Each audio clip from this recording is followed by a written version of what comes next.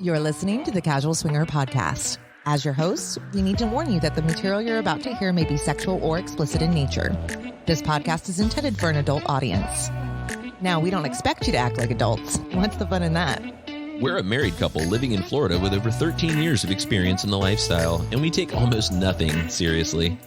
Casual Swinger is a variety show, meaning we'll cover everything from music to events, travel, and even the occasional hilarious screw-up. Our show is about entertainment. We're not licensed professionals. Not anything. And our stories, commentary, and guidance should not be confused with the opinions of a licensed professional. Now that you know, let's take those pants off and get comfy.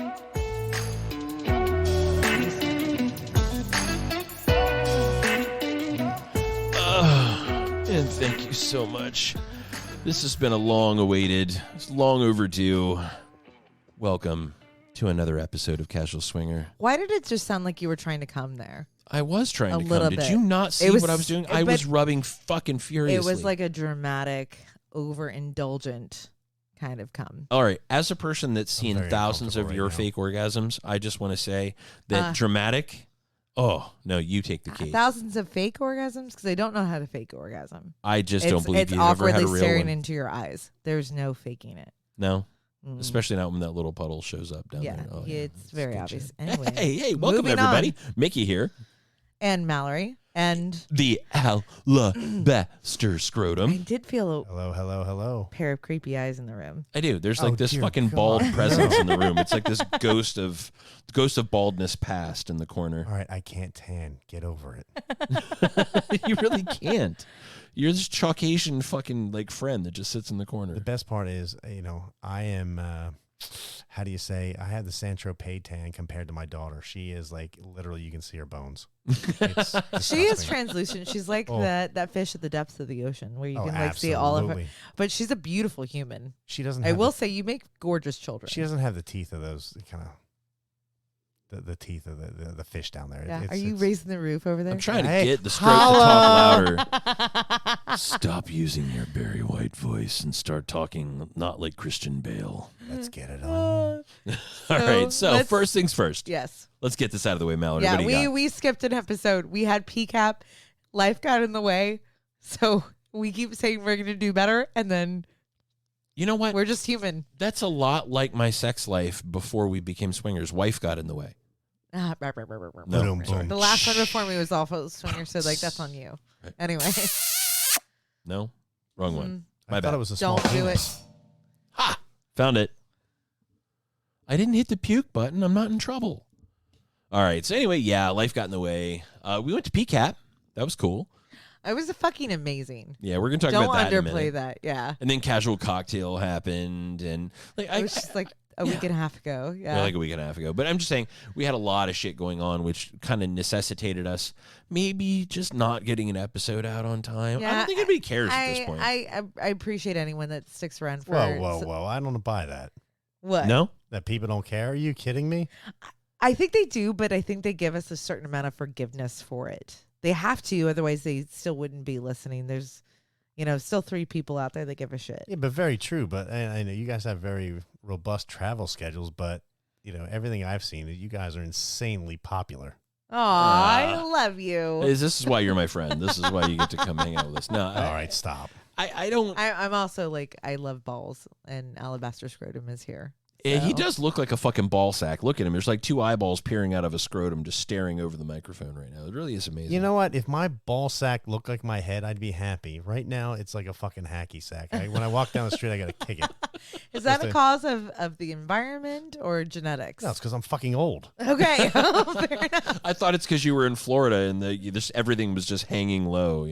Well, I'm from the Northeast, so it's like, usually it's fucking nice and tight and up, but Like a brain. high- absolutely. So it's like a high and tight, like you're going into the military. Yeah, the worst part is my kids sit there and depending on the camera angle I take with an iPhone, I look like Megamind. And it really irritates me. There's just something so wrong good. with you, you fucking crazy bastard. I'm so glad you joined us for this episode. So when we get into the core and the meat of this all, because we're obviously going to talk The about shaft, if PCAP, you the will. shaft, yes.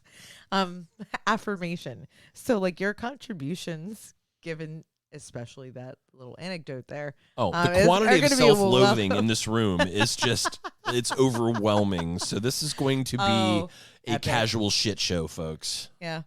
But what are we going to talk Angie, about we today? love you. Yeah, Angie, right? The casual shit show. So today, like, hang around to the end, no matter how fucking stupid this episode gets, because June's Whiskey of the Month is going to happen in this episode. I know it's our only episode of the month. It's not normal for us. We apologize. But what are we going to talk about today, Mel?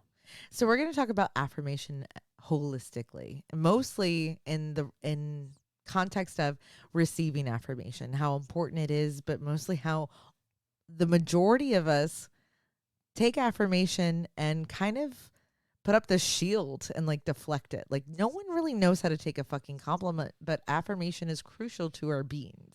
So you can take a cock, but not a compliment. 100%. How much? I am much That's better. all anybody wants to know. How much cock can you take? I'm much better at taking a cock than a compliment. And that sounds very whorish of me to say, but it's the truth. Are you better at taking a really big cock or a really big compliment? Cock, 100% of the time. Jiminy Christmas. Yeah, welcome to the show, Hey. Alabaster Scrotum. Yeah, thank you. Thank you Again, for prefacing what we were going to talk sorry. about today, because But- I'm not uncomfortable at all. But I mean, we do. Like as a whole, I think we suck so much at taking compliments. Did you And really say suck? She did. we do. Really? We We suck at. Oh wow. Uh-huh. All right. Welcome I to did Casual say cock. Swinger. I didn't say cock. So, but you know what? You are so pretty. Actually, that sounded a little condescending, so now I'm on the defense. Hey, well, See, this is what happens. I'm like, you're pretty. And she's like, fuck you. And I'm like, wait a minute. Mallory, you're very pretty. Thank you. Thank you. Wait a minute. Fuck you. No, see, this is what happens. Someone else tells her she's pretty, and all of a sudden. Dude, all right, it's all about inflection. You were like, Mallory, you're so pretty. I was like, Mallory, you're so pretty. It's all about the inflection. It's the way you state it. you're bald. No shit. All right. So anyway, we're going to get back to this later. We're going to talk about what it is to take a compliment and not a cock. We're going to talk about where Jimmy Hoff is buried, because as I understand, the Scroat knows exactly where he is. By the way, being called the Alabaster Scrotum is not complimentary. That's not a compliment. You know that you designated yourself as such. No, absolutely not. I'm pretty sure you did. Oh, absolutely not. I'm gonna go with yes. No. That's a fallacious statement. Did Mickey do that? No, please. You know him.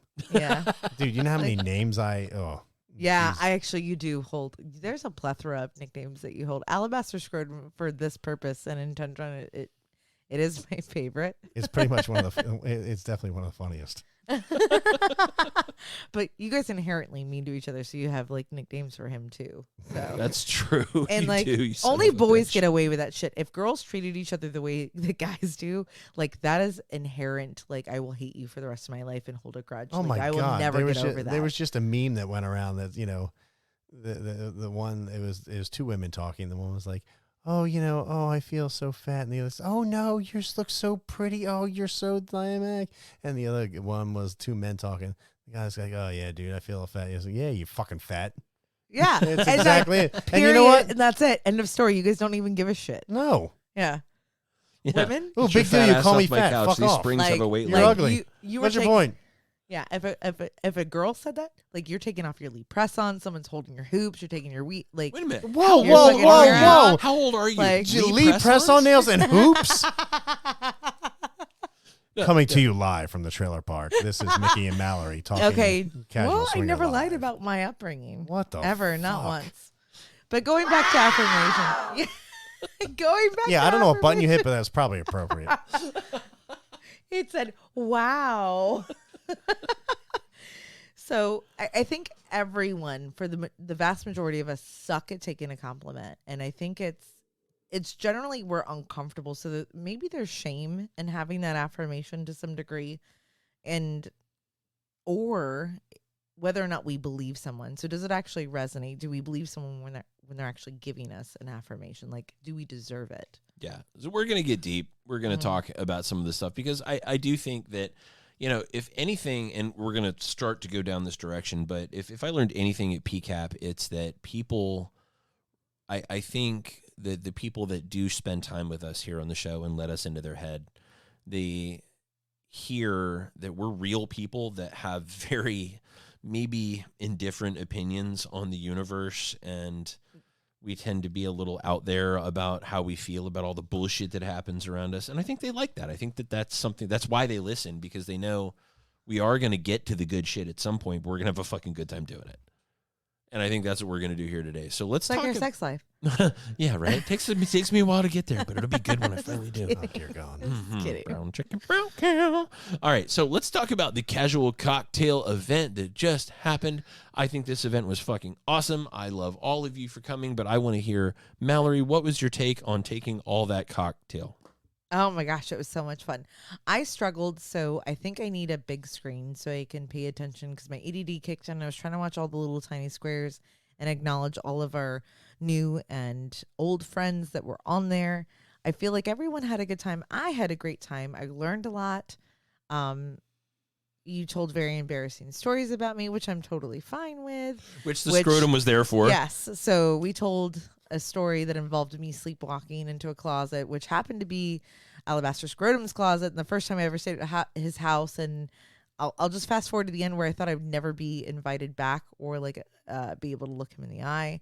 Oh my God. I actually denied that it even happened. Oh, it was so epic. And you're not allowed to watch Criminal Minds anymore. I'm not. I actually stopped watching Criminal Minds. Episode ever. Dude, you changed houses and you kept the stuff she broke.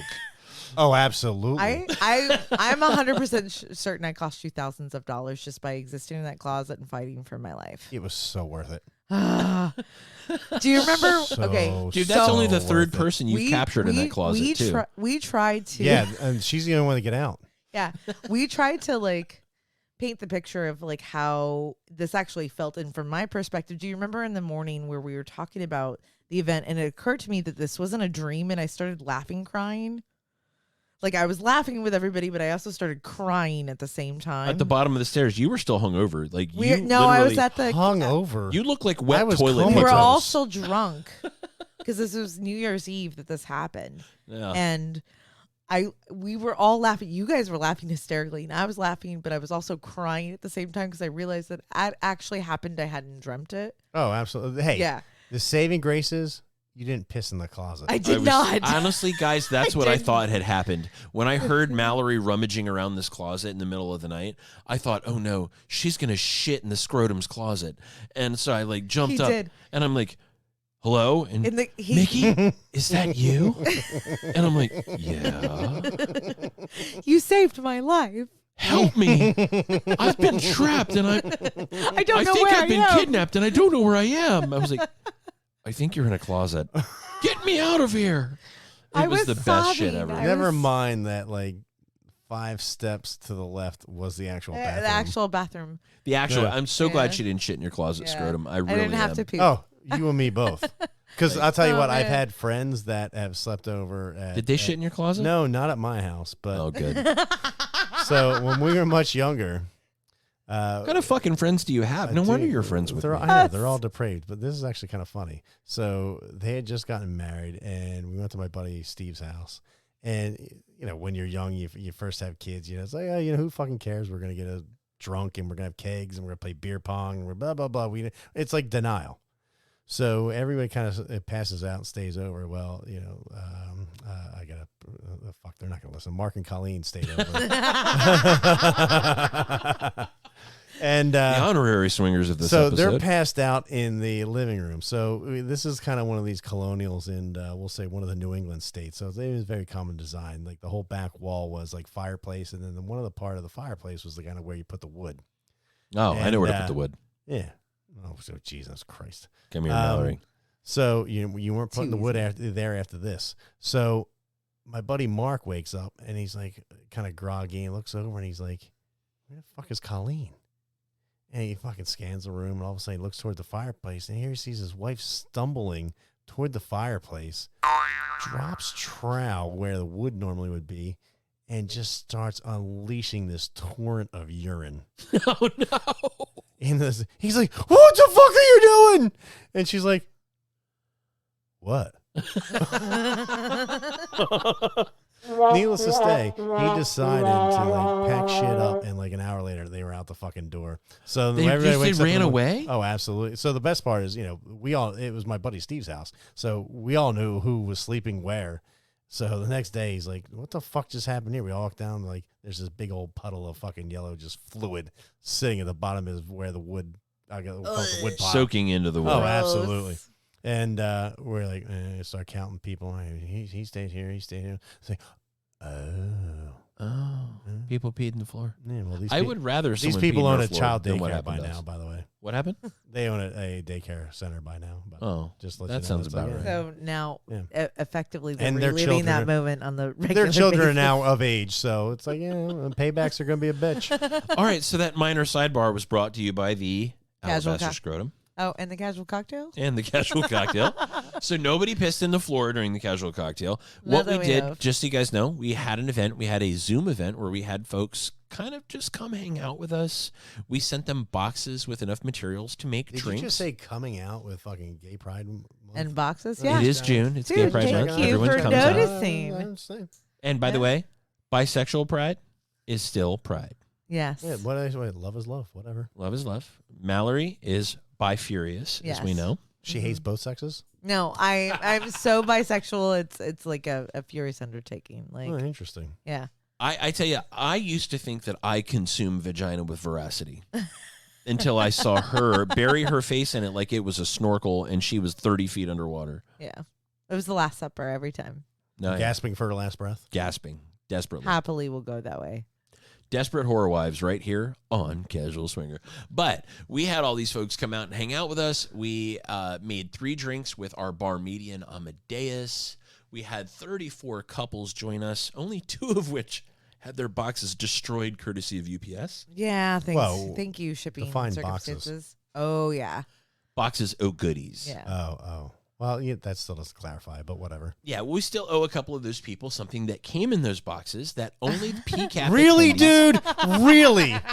Really? He's like I can't get away with innuendo with you around. fucking Jiminy softballs. Christmas. I just keep tossing Yeah, these by the balls way, up. thanks for the invite. So Appreciate glad that. you could join us, you son of Yeah, a I don't bitch. like bourbon. Whatever. Yeah, have some bourbon, casual bar. And also, you're gonna really hate us. It was a slumber party to some degree. Yeah, so yeah. women showed up in lingerie, and there's a lot of hot chicks on the Oh, there was a call. Thank you. shit ton of hot You're girls. welcome. It was absolutely awesome, the women were crazy hot, and everybody was in lingerie. We gave away casual cocktail Yeti cups, which you got a couple of tonight. I did. Scrub. I think they're actually really cool. Yeah, Right? they're pretty fucking sweet, Yeah, right? I'll tell They're you what. great summer like Perfect pool size. cups. Yeah. Exactly. For, Perfect like- pool cups. Yes, absolutely. Yeah, I really was excited about them. I'm excited we made them. I think we're going to have those Chinese kids make us some more, which I was really happy they made those for us. So, it was, guys, That's why I'm they wear kidding. those thick glasses. Look, I would have them made by kids on any corner of this planet. I really would. I mean, children work hard, so I will absolutely have them do it. Please fucking edit that out. Oh, please But it don't. was- All right. So anyway, Oh, no. Casual Cocktail was awesome. We're gonna do another one closer to the holidays, Yeah, guys. I think we're gonna do it between Thanksgiving and Christmas. But if you have a suggestion, let us know. Well, so interestingly enough, we haven't had a chance to talk about this yet. So I'm going to tell Mallory something she doesn't know already. Oh, I love this Which when is- this happens on the air. Oh, It's so my favorite. much Makes me feel so in the loop. Let's go. fun when I do this on the air. You guys ready? All right. So You hit another fucking button, Dude, and I'm what's with walking the out of fucking room. button? Oh, He's yeah. obsessed. It's, the gist of it all is we heard from our folks from Done at Home who we partnered with to do this. They would love for us to do it, but they would actually ask us to do it a little before Thanksgiving. So maybe we'll do between Halloween and Thanksgiving. it possibly, or even before Halloween, maybe a costume party. We're going to talk about it. We'll figure something out. But I know All right, guys. Well, we'll do it sometime in the fall. How's Yeah. that as a generalized statement? But we love our charity cases, so we've always been a big fan of Toys for Tots. So maybe Okay. You should rephrase that. Charity cases is not a positive phrase. I was referring to single mothers. Yeah. Oh, geez. No, I'm gonna just fucking stop you Oh, from getting us canceled right now. oh, All right. I'm sorry. So we do a lot of charity work. Oh. Period. And she said. there's an opportunity there to combine the two. Yes. Period. And I'm gonna be your PR agent. So just sit there and be pretty. Okay. Dude, imagine Okay. that. A chick saying period. Can we do a benefit Yeah. for strippers? Yeah, we support. Yes, we support this. I'll provide the poll. We're positive sex work. Hey, let's talk about something that's not going to get me canceled. Let's talk about we booked for Naughty and Nollins. Yes, we did. We're leaving in like I don't know, like less than 2 weeks. As soon as we get back from Park City. Yeah, we leave literally in 6 hours. We leave for our flight to get to the airport and go. Yeah, we're going to Utah. We're going to Utah. I don't know. I might fuck some Mormons. Like I don't know. I've done so little research, which is unfortunate, except for like the Google Maps view of Park City. Like I'm just excited to go out there and have an adventure, fly by the seat of our pants, see how it goes. Like it's a beautiful area of the country that I've never explored. I'm so excited to do it with you. Don't drink the water. Whatever you do. Is it like Mexico, or do I turn Mormon or polygamist if I do? No, you're going to be an absolute polygamist. She's going to be poly non-monogamous. Absolutely. I'd be a disruptor as a sister wife for sure. You would be. I would totally be a listen. disruptor. Nope. No, I I'm try a to put you in your place, nonconformist. and you're like, my place is above you, bitch. And I get a high I will heel in be my there throat. if that's what I want, where I want to be. This is what happens. But I'm hey, like a house cat. all right, so let's talk. Wait, just what? For, what? Like I do what I want. Like I will be there if that's where I No, want that's to an be. alley cat. But it's a No, she still should a literally house she will cat. shit in your sand if she wants to. I think she tried to shit in my closet. but like the fact that I want to be there at the same time you want me there is happenstance. All right, that's true. All right, so I want to talk just for a couple of minutes, and this is really important because we haven't talked since we got back here. Before we go to the actual fucking point of this episode, which longest lead-in ever, congratulations, I blame the scrotum. But I got to tell you guys, we went to Podcast-A-Palooza, and this is not a PCAP episode per se because there's a lot of recap episodes. I highly recommend some of the PCAP recap episodes out there from some of our friends that are amazing. Bed Hoppers fucking crushed Amen. the recap episode. It was Amen. awesome. And by the Kate's way, recap episode was amazing. 100%. Not going to lie. Bed Hoppers is a pretty cool name. Oh, fuck, It's they're amazing amazing. people, too. They're the best people. I tried the whole fucking weekend not to go total fangirl, like play it cool. Oh, like she not loves be- British accents. She had I- like I a T-shirt on that said "I love Bed Hoppers." I will fucking make one, and the heart will have both of their faces on each side, kind of like looking like they're kissing, but also me in the middle. No. Um, I think you should have Huh. pasties made and Not that have you've thought Mr. about H it. and Mrs. H Just a on little each bit. titty and make them I kiss when you love pull it. your Okay. titties together. Oh my God, this has to happen. That's epic. Yeah. That has to happen. We will make and sell those. If Kate does another PCAP, we will make and sell those pasties so people can wear them and everyone can have the H's kiss with their Simon's titties. stickers were on point. Like, Fuck and I his think stickers. this They're is- still on my stuff. They're all over our stuff. I fucking love them. They're genius. They're incredible. Oh my God. Definitely one of the biggest highlights of PCAP, but I love that. So I'm glad it's recorded here for posterity. So I know Fucking to do that later. cockwomble. Cockwomble. You twat. Twat. Twat. You twat. No, look, I guys, you know, we're talking obviously British and shit because we can't. Well, obviously I suck at English, but this Dynamite. particular event, it was the You're Hoppers, it spiraling. was Let's monogamous marriage, it was the Hot Wives, it was foreplay, it was Life is Spice, it was Average Swingers. Because I'm just gonna leave Jay at the end because fuck him. Yeah, monogamish. I said that first. Oh, I'm sorry. It's okay. Keep going. I was reading my notes. Oh no, it's. I'm just my bullet point because I don't want to. I got to tell you, one of the best that I Black heard. and Kinky. What? Fuck! You stole my thunder. Sorry. Yeah, like, when I think of thunder, I think of Bomber. He brings the thunder. It's what he does. Not Belle's beautiful ass, but just Bomber. No, I absolutely think that those guys, they busted their ass on a great presentation, and everybody loved it. If you listen to Kate's episode and her recap, everybody talked about how much they loved the idea that they talked about photographing men. And like, because everybody wants to take You guys pictures are of a beautiful little women. like it, and I don't want to say underserved, but like under highlighted. Yeah, it was fucking awesome. It was so cool to see everybody celebrate them, just not themselves, but each other. I almost said themselves. Well, 'cause that and would like be the very presentation self-serving, and but- the format of how they did it, and like sending pictures in were incredible. Meeting Swinger University was great. Oh my God, they were great. They were They're awesome. fantastic. Yes. Yeah, their session gangbusters. Yeah, and insightful as hell, those two, by the way. I was really surprised. I don't want to say surprised. I hadn't had a chance to meet him before, so I Right. really wasn't sure what to think of what I was going to.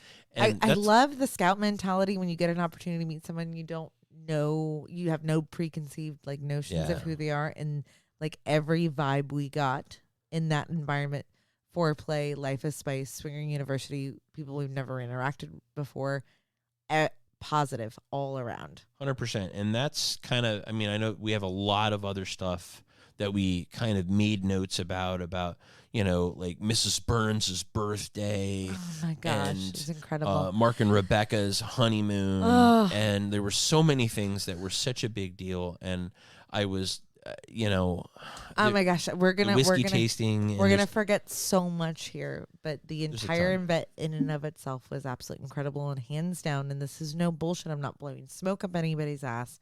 I love. I've seen her do that, by the way. This is not. I quit smoking. My favorite lifestyle event, hands down. You cannot replicate this kind of vibe. No. It's all about the vibe for these environments. There's something for everyone. We sell sex toys, and she's there's- all about the vibe, just so you guys know. Seriously, we've been in lifestyle 16 years, and we've gone to a plethora of events over our span here. And it's all positive. It's all fun. Even if you don't want to fuck them, you're having a great time with these group of humans. And I'm sorry, there's a great opportunity to meet people you want to fuck too. Like, it's just an incredible opportunity to engage and connect in a very intimate but fun, relaxing environment. You get to learn stuff. You get, like I said, connect, party. It's just absolutely incredible. I can't say enough great things about it. And it's all because of this, mastermind behind the scenes, Kate, that brought this to fruition. And it's just an incredible brand, incredible event series. Yeah, I never thought I would see the surface of Mars. And then here we were. Isn't that weird? Like Palm Springs, like we didn't even know fucking Roadrunners were a real thing until Dude, I we chased saw a them. Roadrunner down the street with a lizard in its mouth. So I did call several bullshit people. on that. No, Did. I will show you the fucking video, dude. It's on Hands video. down, it's real, and it actually runs like the Roadrunner kind of in the cartoon. You know what it didn't do? It didn't hold up a sign. It even has like the little fucking Dude, if mohawk. you didn't fall off a cliff and just like I be was like literally looking I for was a ducking coyote. anvils the whole way. We did a not. Mickey-sized hole in the bottom of 100%. There were potholes. There were like manhole covers, but no Wile E. Coyote. And the Roadrunner's legs didn't spin when it took off, and it didn't say meet meet. But you But he's fucking fast as shit. Oh, quick. Yeah. I'm just putting it out there. They're fucking real. Yeah. They have the mohawk. They run. Roadrunners run are really real. fast. dude. Put it in millennial terms. That's cap. Oh, God. We don't speak that language here. We're old and shit. That's straight keys. You know what? I do want to throw a little bit of special shout out for everybody that answered the call. So at the end of the host's meet and greet, I stepped up and asked folks to give us a hand putting the playroom together. And I asked, and you know what? I didn't mean for this to be. Yeah, the way you it got a came out. little sexist with it, but not intentionally. You were like, all the dudes, I all the asked, guys. Why? Because honestly, you know what? I wanted the girls to have a chance to go do what the fuck they wanted to do. I said, hey, guys, guy halves of the hosts, any male hosts that are in this room, do me a favor, hang out afterward.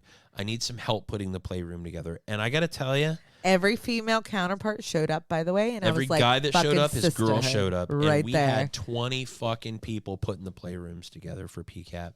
And that's because the hosts in this group answered the call. And I got to give every one of you people props. I'm not going to call names out. You know who you are. You're badasses. We appreciate you. Thank you. Thank you to Bomber in particular for a couple of nights into the event. I said I needed somebody to go down and check on the playroom, and he said, I'm on it, and boom, he was gone. And he went down there and checked on the playroom, made sure everybody was cool, made sure people had towels, made sure everybody felt good and comfortable. That dude, me and Bomber, we're all right. He's a good dude. They're fucking amazing, and honestly, I cannot wait. Like, I hope sometime in the near future we get to collaborate with them and see them. I have an immense amount of love for those folks. Anyway, we're getting up in the morning. We're leaving for Park City, Utah. We're going to be there all I gotta fucking sleep at week some long. point. So if you're listening to this and you're in Park City, Casual Swingers with you when you listen to this. If it's the week of, I don't know, now, But in the meantime, we're not going to talk about Park City because we got to move the fuck on. Yeah, we got to go. No, I want Mallory. to talk about Park City. I mean, this is a foreign concept to me. I'm a skier, so the fact that you're going during summer is bizarre to me. It is. Well, there's I no don't snow. Like there's no. I don't like it's the not cold. I don't It's- like it. You go to there to ski. You No. don't go there to just Netflix and chill. Do I look like an athlete? Yes, No. dude, you're fit as fuck. Stop it. I am She not really is. coordinated. Stop it. I'm as Stop it. I'm as coordinated as a baby Oh, deer stop on it. its new legs. What? I'm sorry, Yo, husband. maybe when you have a couple cocktails, yes. Yeah. No. I watch her and when the tonals like lift this arm and then stick your right leg out and then do the hokey pokey and she does it so well. It's So amazing. listen, folks, the subject today is about being able to take a compliment. Right now, she's not taking a compliment. No, So she's no badass. No matter I'm what on she brand. says today, it's all bullshit. Hey, the people at PCAP know how hot Mallory Yeah, is. just stop it. And by the way, here's the best part. When I'm like, hey, she's hotter than me, they're like, you were right. Like, I know. Yeah, I'm not gonna lie. You look like a lump of shit sitting there. I do. Oh my I'm not gonna God. lie. Next to This this one. again, I'm gonna just go. This women could not talk to each other like this. This is No, what don't get me happens. wrong. It's not like I'm sitting here like fucking Flavio, but Christ, Flabio. I mean, come on. All right, He's maybe I'm bald, looking too. like no, because look, maybe I have I'm a little round, but I don't have the flowing locks. I already said I look like fucking Megamind, for Christ's sake. For Speaking fuck's of sake. not taking compliments. Mallory, let's come back and talk about affirming. I'm not gonna the lie, I could take affirmed. this in a whole Let's different talk direction. about taking a cock, but not a compliment. Yeah. We're going to come back in just a hot second. Tell everybody how to find us. Oh yeah, we are Casual Swinger everywhere. CasualSwinger.com. If you want to shoot us a message, that podcast@casualswinger.com. If you feel like giving us a review because you like us and love us, that is most beneficial on iTunes. Otherwise, just send us a note or shut the fuck up. I don't know. We are also on social media. That's Twitter, Facebook, Instagram, and YouTube. And you can also find us on the dating sites. It's Cassidy, SDC, Double Date Nation, and you two fuckers are still like there's hand signs and SLS.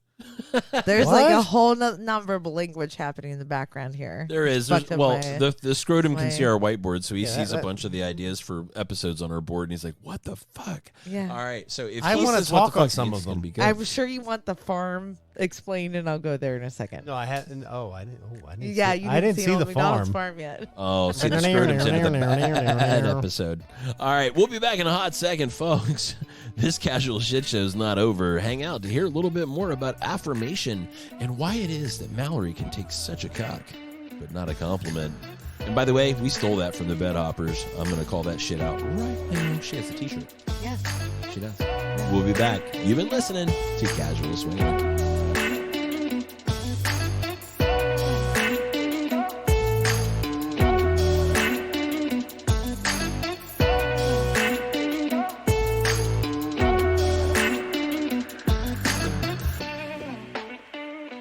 And welcome back to Casual Swinger. I'm Mallory.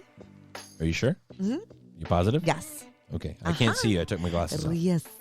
Yes. Actually, I can see far away, and you're way far away from me. But you're still Yeah. beautiful. God, Fuck you. I'm the Alabaster Scrotum. the Calabaster? Calabaster Scrotum. Yeah, I went to California recently, so I feel kind of liberal now. The Calabaster. Is that why you're pleasantly pink? Absolutely. You do turn pink in the sun quickly. Oh, it's just So we're spectacular. doing affirmatively affirming the affirmed, Thank why you for the that alabaster compliment. scrotum can take a cock but not a compliment. We're going to talk about, I do not take the cock. we're actually just, this is a thing. While we were in Palm Springs, we got the opportunity to have dinner with Kate of Wanderlust, and we talked about affirmation. Yes. And I was really glad to spend time with our friend. For Okay. starters. So that was a wonderful evening. We've had very limited opportunity to have that kind of dedicated time with her, and I'm just going to say selfishly that was an absolute highlight. It really Absolutely was. loved. Actually, I want to say that was the highlight, I think, because she works so goddamn hard for this community. Yeah, 100%. We had the ability to just have some downtime with her, Yeah. and we're gonna have to give her credit. We started to have this conversation, and she paused and went, "This would be a great topic for a podcast." This is actually her fault. This is her fault. Yeah, She invited the 100%. scrotum to our house to have this conversation. I don't even know who this woman is. She's Australian. You would fuck you. Oh, good day, mate. Let's put another shrimp on the barbie. No, That won't upset her at all. Oh, Let's God, keep that. Hey, listen, I'm a quarter Australian. My grandmother was born and raised in Australia. My father lived in Australia for 7 years. Oh, you came from I a prison thought you were going to colony? I say have that your no grandmother idea. was in prison too. Yeah. No, I don't know what she did to get there, but I'm assuming she was born there. But so maybe her father was a criminal. You know, but the thing of it is, if you add together our conversation with Kate from Wanderlust, which was all about affirmation, and then we kind of talked about what a compelling topic it was while we were having dinner with the Bed Hoppers. Yes. I mean, because And it was a lively conversation. it was, because I think at our core, like, we all need a certain amount of affirmation. We seek it or want it or do appreciate it to some degree, right? But we don't know how to face it one-on-one. Well, yeah. So I'm going to go out. Right. So I don't often call Mallory out because I like getting my dick sucked and it won't suck itself. Really? no Because matter- I think you've done a really good job from the intro. But please proceed. I blame the scrotum. Oh, But- I have a story on that. So, but go ahead. So I do feel like you suck at taking compliments. I do. I make it. I even go the extra step and make it fucking weird. Like someone goes, "Hey, you look really nice today." I'm like, "Thanks. I showered and put on deodorant." Like, I don't just say You thank just you. fucking said it to me today. I did.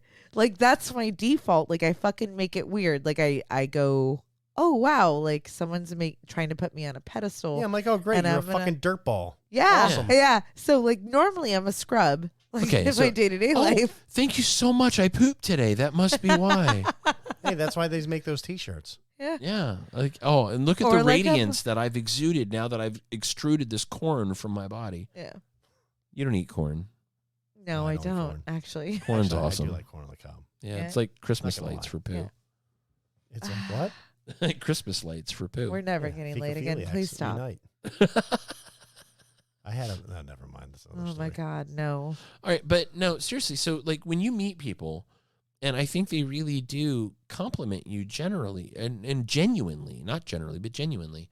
I think you're a beautiful woman. I can say that. Most everybody that listens to shows at this point seen Mallory. They know that she's hotter than me. And True story. they are like, hey, wow, like, he was right. You're pretty fucking hot. You always kind of reply with this awkward silence. What's up with that? What the fuck are you supposed to do? Well, that thank you. I mean, seriously. Oh, yeah, I know. I mean, well, seriously. It doesn't. Well, and just saying thank you. Period. Lol. So there has to be. So in that environment, I feel like there's a necessary exchange, right? And I struggle to accept the fact that someone has something kind to say and be genuine about it, and that has everything to do with me and not to do with them.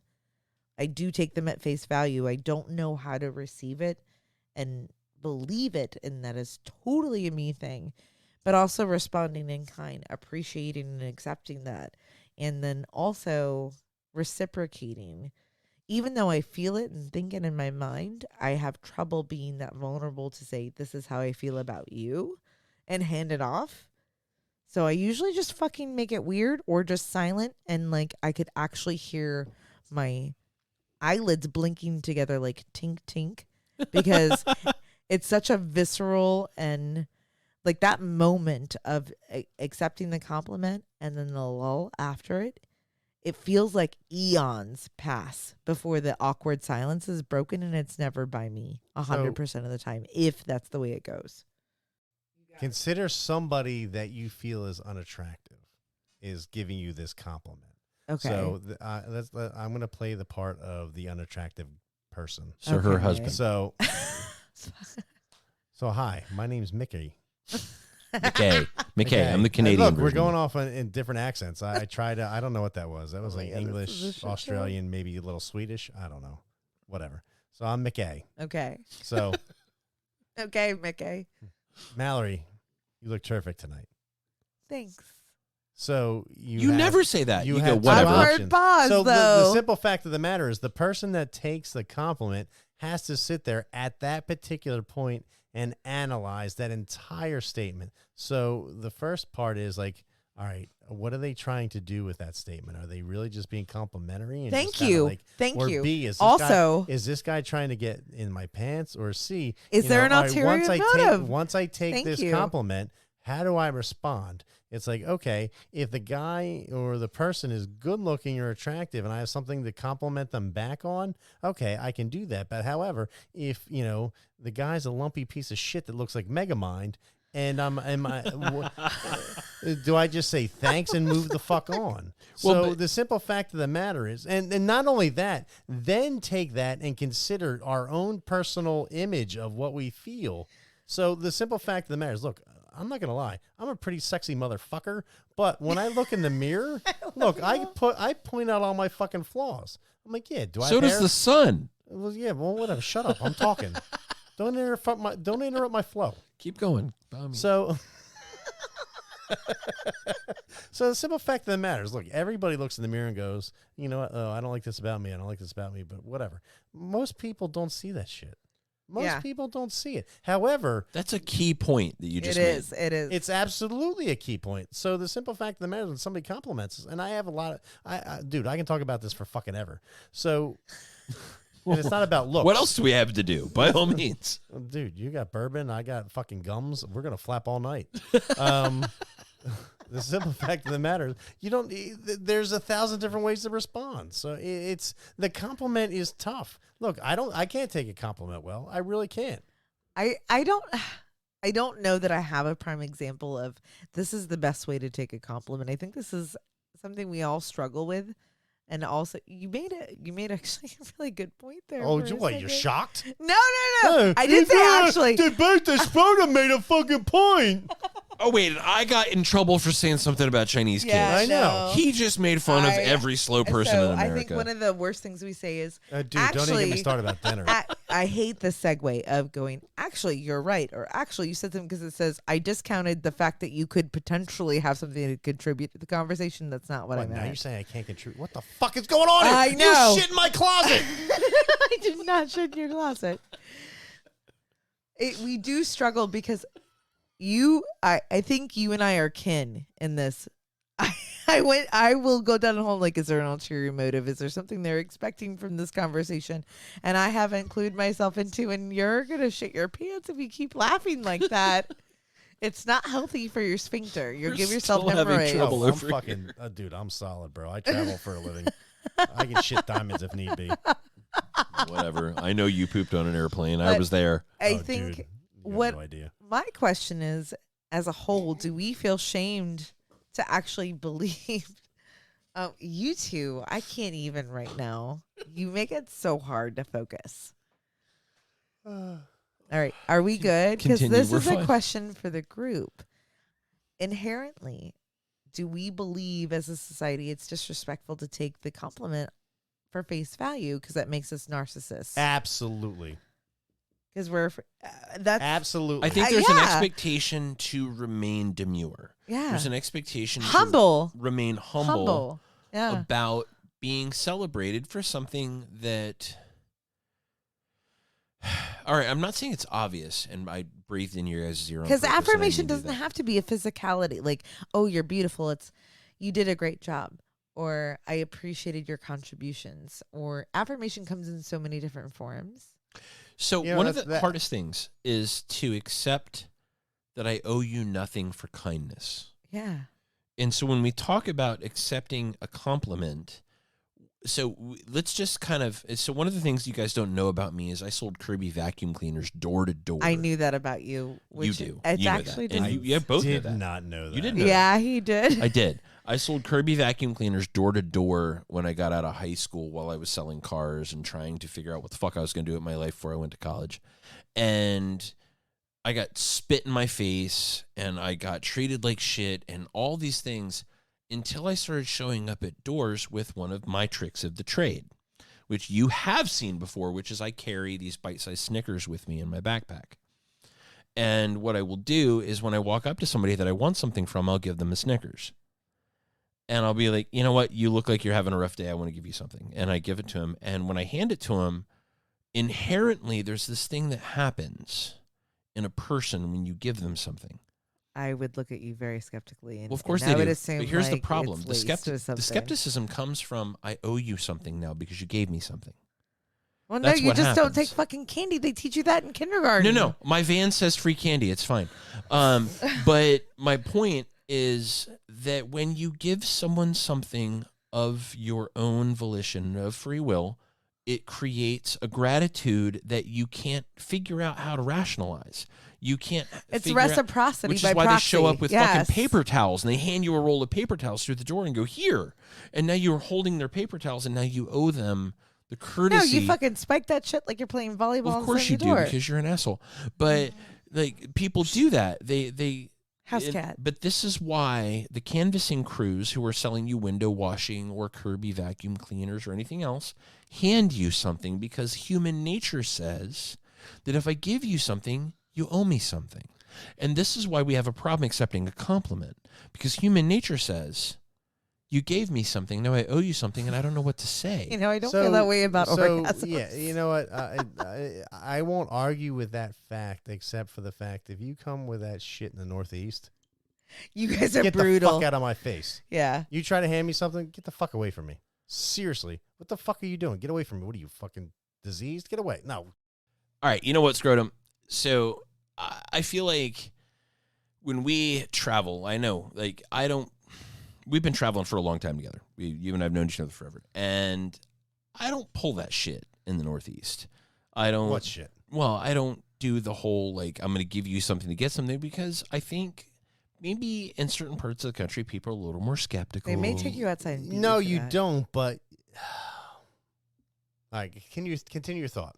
Well, I'm just saying that I get it. Like, we've known each other a long time, and I go up to those parts of the country, but I just think that it's still the same. When we think about it, everybody wonders, what's in it for you? What's the other side of the equal sign? Why are you being nice to me? You don't know me. And I think in the Northeast, it's a little exacerbated, because there are people up there that maybe are making you an offer you can't refuse. I can't even do an Italian fucking accent or whatever. I'm walking here. Yeah, exactly. Like, I can't go up there and pretend I'm somebody I'm not. So I go up and I tend to kind of be what I am, which if Maybe you get me more. drunk and you make me forget my broadcasting heritage, my country comes out. So what I will tell you is it's one of those things where, from a Northeast perspective, you know, there's a certain give and take, and it's probably every part of the country. You know, there's a certain back and forth you expect to happen. When you walk into a bar in the Northeast and the guy's like, well, you know, what the fuck do you want? How you doing? You know, listen, I would like the finest, you know, beverage. And you put a little, you know, country twang on it, whatever. And the guy all of a sudden has to go, you can't see me shaking my head, but it's like, what? You see, but And- down here, we and it look at has people and to- go, y'all ain't from around here, are you? Right. It takes from a Northeast perspective, it takes a little bit of a reset, because especially in the Northeast, you think that once you hear that Southern accent, you think of, you know, things slow down, things are Especially the calmer. IQ. We're dumber. No, not even an IQ. No, I will never say on IQ perspective. Absolutely I'm just kidding. not. I'm just fucking I've with met you. some very, a lot It's of a very intelligent. Yeah. Look, you're no. making me sound stupid. No. No, I'm not. I'm not. I'm just fucking with No. you. I know you are. Dumb No, but the as simple fuck. fact of the matter is, it makes you know, the aggressiveness of people in the Northeast sit there and take a step back and go, what? And all of a sudden they become normal human beings again. Yeah. Mm-hmm. So it's interesting. But one of the things I wanted to talk about was some of the things you brought up. So from a compliment perspective, I think you can look at it from two different angles. So the first is a personal compliment. So if I walked up and said, Mallory, you know, you look terrific tonight, I'm complimenting you. Whereas if you were in a work setting and someone say, hey, listen, Mallory, you did a fantastic job on the project. Awesome. You know, you helped close the account. I think the latter is very much easier to take and say, you know what? Fucking A, I kicked ass on that project. And you know what? I worked my ass off, and, you know, thank you. I appreciate that. Yeah. Whereas if somebody compliments you from a physical perspective or from, you know, a strictly appearance perspective, you're gonna like, it's more uncomfortable, because little bit. again, we Yeah. have our own you know, fuck, like I said, we all look in the mirror and go, you know what? I don't like this about me. I don't like this about me. I Yeah. don't like this about me. Are you And- complimenting me on who I am or what I did? Yeah. Correct. And not only who I am, is what I look like. Yeah. There's so many different levels. That's Like, brilliant. For Scrotum. instance, we can take it another direction. Oh, So shit. let's just say, I have a very close, my girlfriend had a very personal issue where, someone in her family member just got diagnosed with a very serious disease. And, she flew out there and, was there for that person. And, if you complimented that person on, what she did to support that person is completely different than saying, hey, listen, you look beautiful in that dress. Yeah. No, 100%. So from being able to take a compliment is on many different levels, and it really depends on the situation. I'm not going to lie. I maybe I'm a little arrogant in this aspect, but I'm a pretty good cook. Yeah, you're basically You great. You're really- on fucking point. Dude, I stole that However- shit and I take full credit for it every time we make it. However, if I serve you food and I think it's on point, if you don't give me negative feedback on what's wrong with it, I take it as a personal affront. You want people to negatively critique you on your good food? Absolutely. Like if you tell me that, Are oh my you- God, that is delicious. See, have you I looked think you're into full of shit. sadism and masochism a little bit? Like, do you know which side of that What's that? equation you're on? Say that one more time. S&M, what is it? Sadism and masochism. Do I want you with my ass because Sadomasochism. my sausage gravy isn't that good? Sadomasochism. No. But I am an absolute perfectionist when it comes to shit like that. And if you don't, you can tell me, oh my God, this is fucking delicious. I'm not going to believe you. 100% of the things I've ever eaten that you've made are fucking delicious. All right, so my question is, does the mistress of the scrotum ever just like fucking tie you down and call you an ugly woman and tell you all the ways you suck? Why No, do you 'cause want I to know punch her in that the about your face. friend? I just need you because I mean, if she's like, your cooking sucks, you're terrible. Do you get off on that? I don't get off on it. What I want is I always want to improve. So when it comes to a food perspective, like, So does I want something to get better. This is weird. Maybe it's, I don't know what it is. okay? So- I think I do. It's right. never good enough. She's going It's somewhere, never guys. good Hang enough. Yeah, like in Thanks, your Mom and mind, Dad. even your best efforts are never good enough. So you want that, maybe not margin of error, but that room for improvement. So dude, so oh my God. so you can fill that delta that you feel in your mind and your Dr. soul. No. So I get you on a fucking spiritual level though. on. But right this now. is all of us, Scrote, right? This is all of us. This is by the way, that's going to I be feel my, like you just, anime like, play from now on. you- Scrote. It's like you having a one-to-one conversation with your balls in the bathroom. Like you just pulled up. I just Your pulled my basketball beanbag pants, forward. Hey, Sprout. Listen, You and Scrote. I? Yeah, We're listen, gonna have Scrote, a we're going out one-to-one. tonight. We're getting fucked up, and we're going to fuck some bitches. Yeah, and get money. Fuck bitches get money. Yeah. Yes. Get money. 100%. No. But I feel you because there's also the exchange factor. And I think we talked about this offline a little bit. Anytime someone hands me a compliment, and it could be a roll of paper towels or like saying I look pretty or like I did a good job, whatever I can verbally reciprocate is never going to be enough to show them that I appreciate the affirmation they gave me. So one of my defense mechanisms is thanks, but I feel like I could have done better. Tell me how. That's another thing, weird fucking thing I do. Yeah. Tell me how I could have done better. So yeah, I mean, it's very uncomfortable to get compliments. It is. It's because you feel obligated to return the favor. It is. And by the way, 2 of the 3 of us in this room are lifestyle. 1 of us isn't, which says that the inability to accept a compliment is universal. is universal, Is a human factor. which means that swingers are just like everybody else. But should swingers be better at this because we're in an environment where we want to be complimentary and positive No. and whatever? And well, we're trying Just to because bag. you're a we're swinger trying, doesn't mean we're trying to you're bag and immune. shag. Well, Oh. I agree with you, Scrote. I do. Yeah. But Okay. what here's what I will say is that I think that what we want is people to genuinely accept us for who we are. And But we're in general disbelief that could happen because we're in denial of the because, existence of as ourselves. some of our recent episodes have said, which I don't. By the way, the Scrotum doesn't listen to the show because he doesn't want to know the kinky shit. Thank you very much, because I would feel very awkward right now. But what I'll tell all of you is, if you've listened to our episodes on confidence, if you've listened to our episodes on the imposter syndrome, if you've listened to us, you know that sometimes you just don't feel it. Sometimes you don't feel like you're worth it. Sometimes you don't feel like maybe you've earned your place in the company of these people that you hold in such high regard. Oh, can we talk about that for a minute? By all means, what the fuck? Yeah. It's your show. I don't. You don't think it's specific to our demographic? No. I want to understand more of that mentality from the standpoint of, let's take the audience of this podcast. You're all, in this particular lifestyle. So, especially when you go out to different events and different, travel to, we'll say Hito or whatever, Mm-hmm. you're all, that's the environment. So the fact that you said that is kind of confusing to me.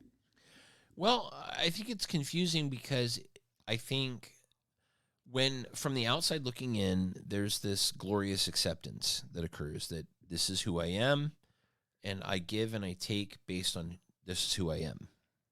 And part of that's because you know me, and I'm more or less this, I don't know, I'm a shit show.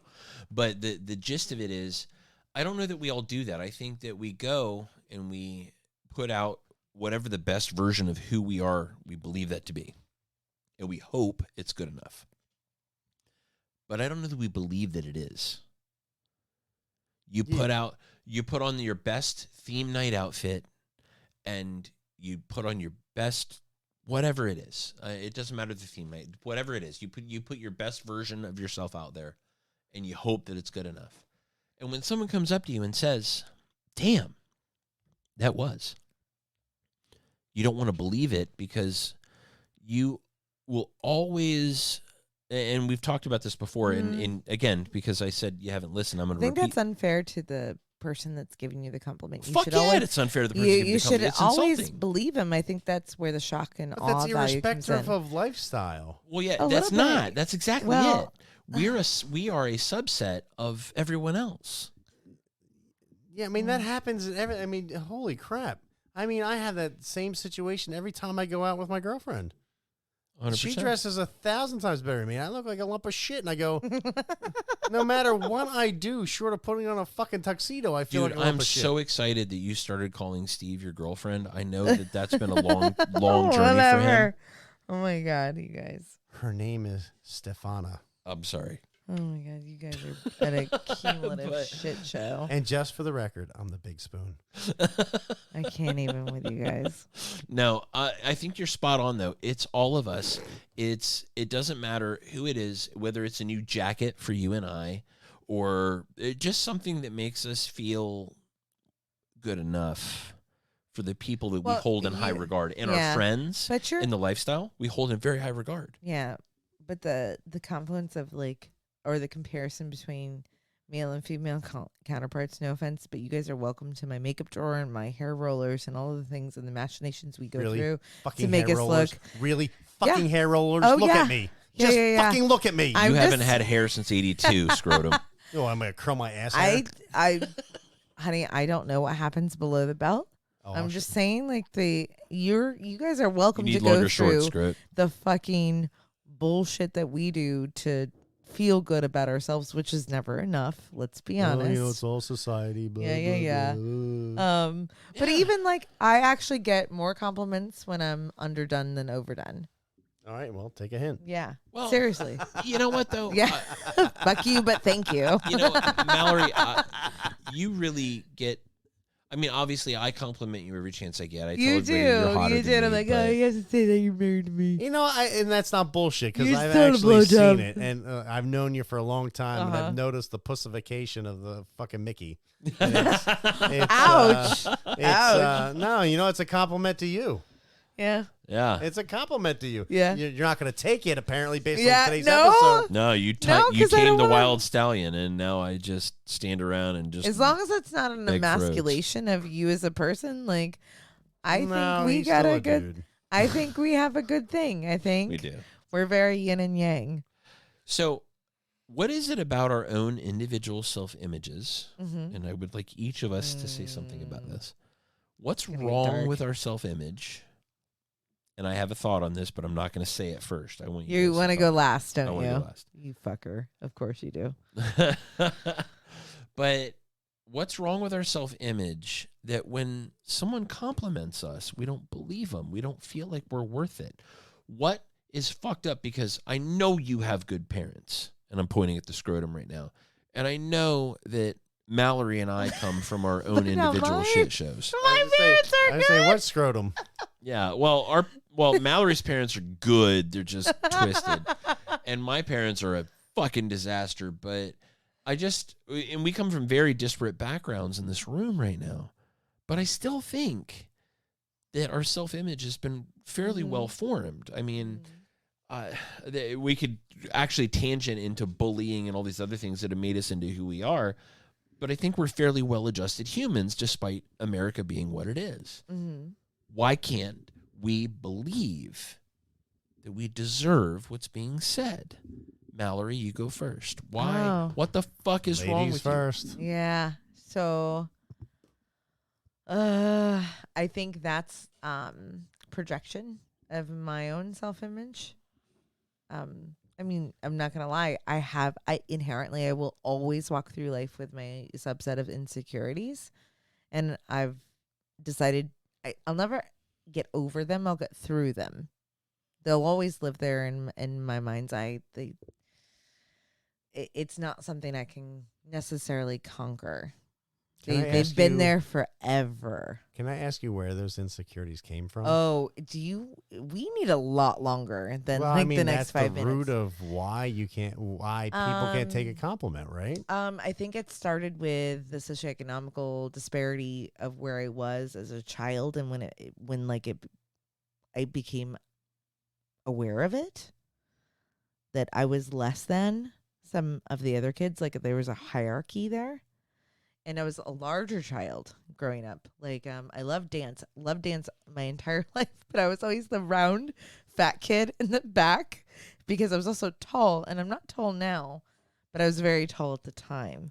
So, and then you became very aware of your place in all these smaller, more petite young girls that I was slightly older than. So you also had like the growth spurt factor.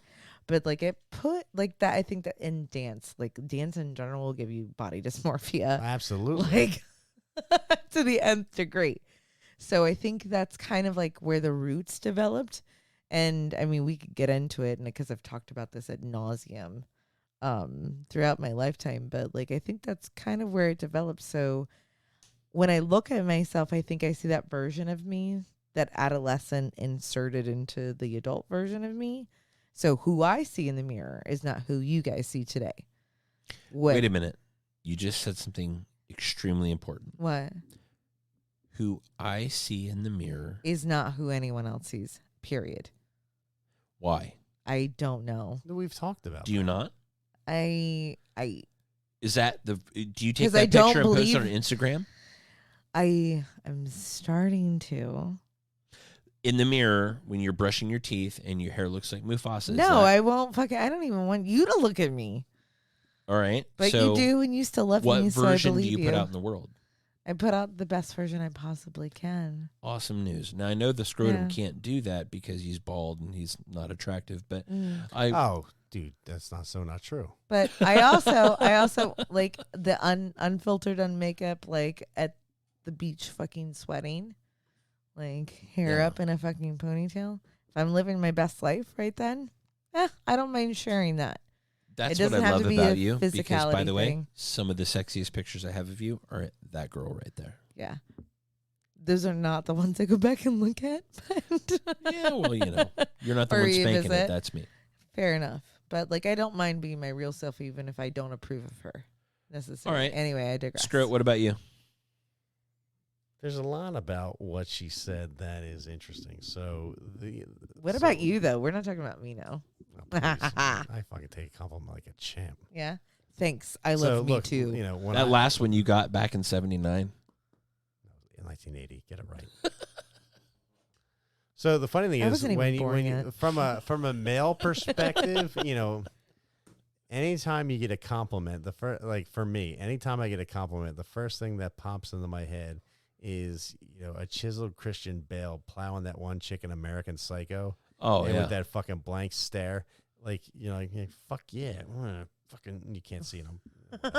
Well, he wasn't hard, and the blank stare was because he hadn't had carbs in 2 years. Whatever, he's fucking but that stare is kind of like, you know, that's like a fucking ego narcissist fucking play. So anytime, you know, if you don't, as a male, if you take that fucking compliment as like, yeah, I'm the fucking god, well, fuck you then.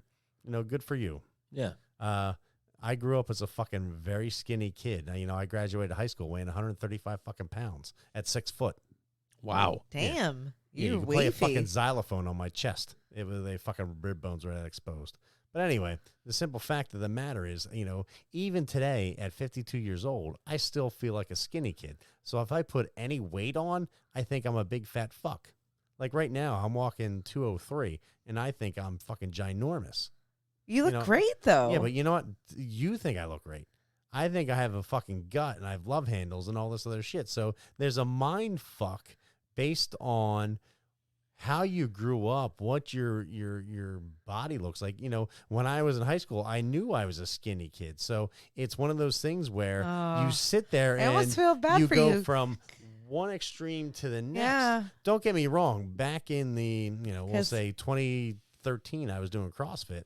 I was jacked. I was ripped as shit, and I felt the best I've ever felt my entire life. My body was fucking phenomenal. I had a fucking six-pack. I was strong as shit. But you know what? As you get older and life happens, blah, blah, blah, blah, blah.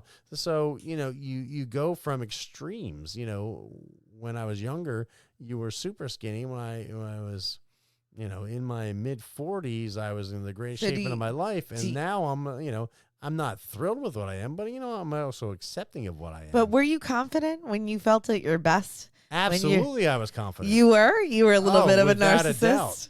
Okay. So Without a doubt. All right. So now I look at what I used to be and what I was able to achieve versus what I am now.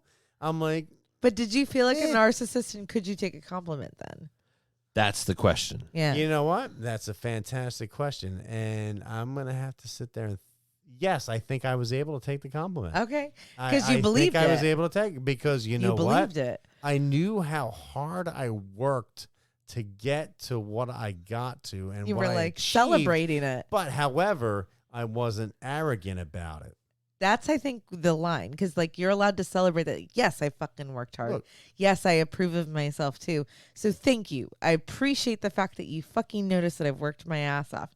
And we're going to do a little happy dance. So Thank you. I appreciate right. you.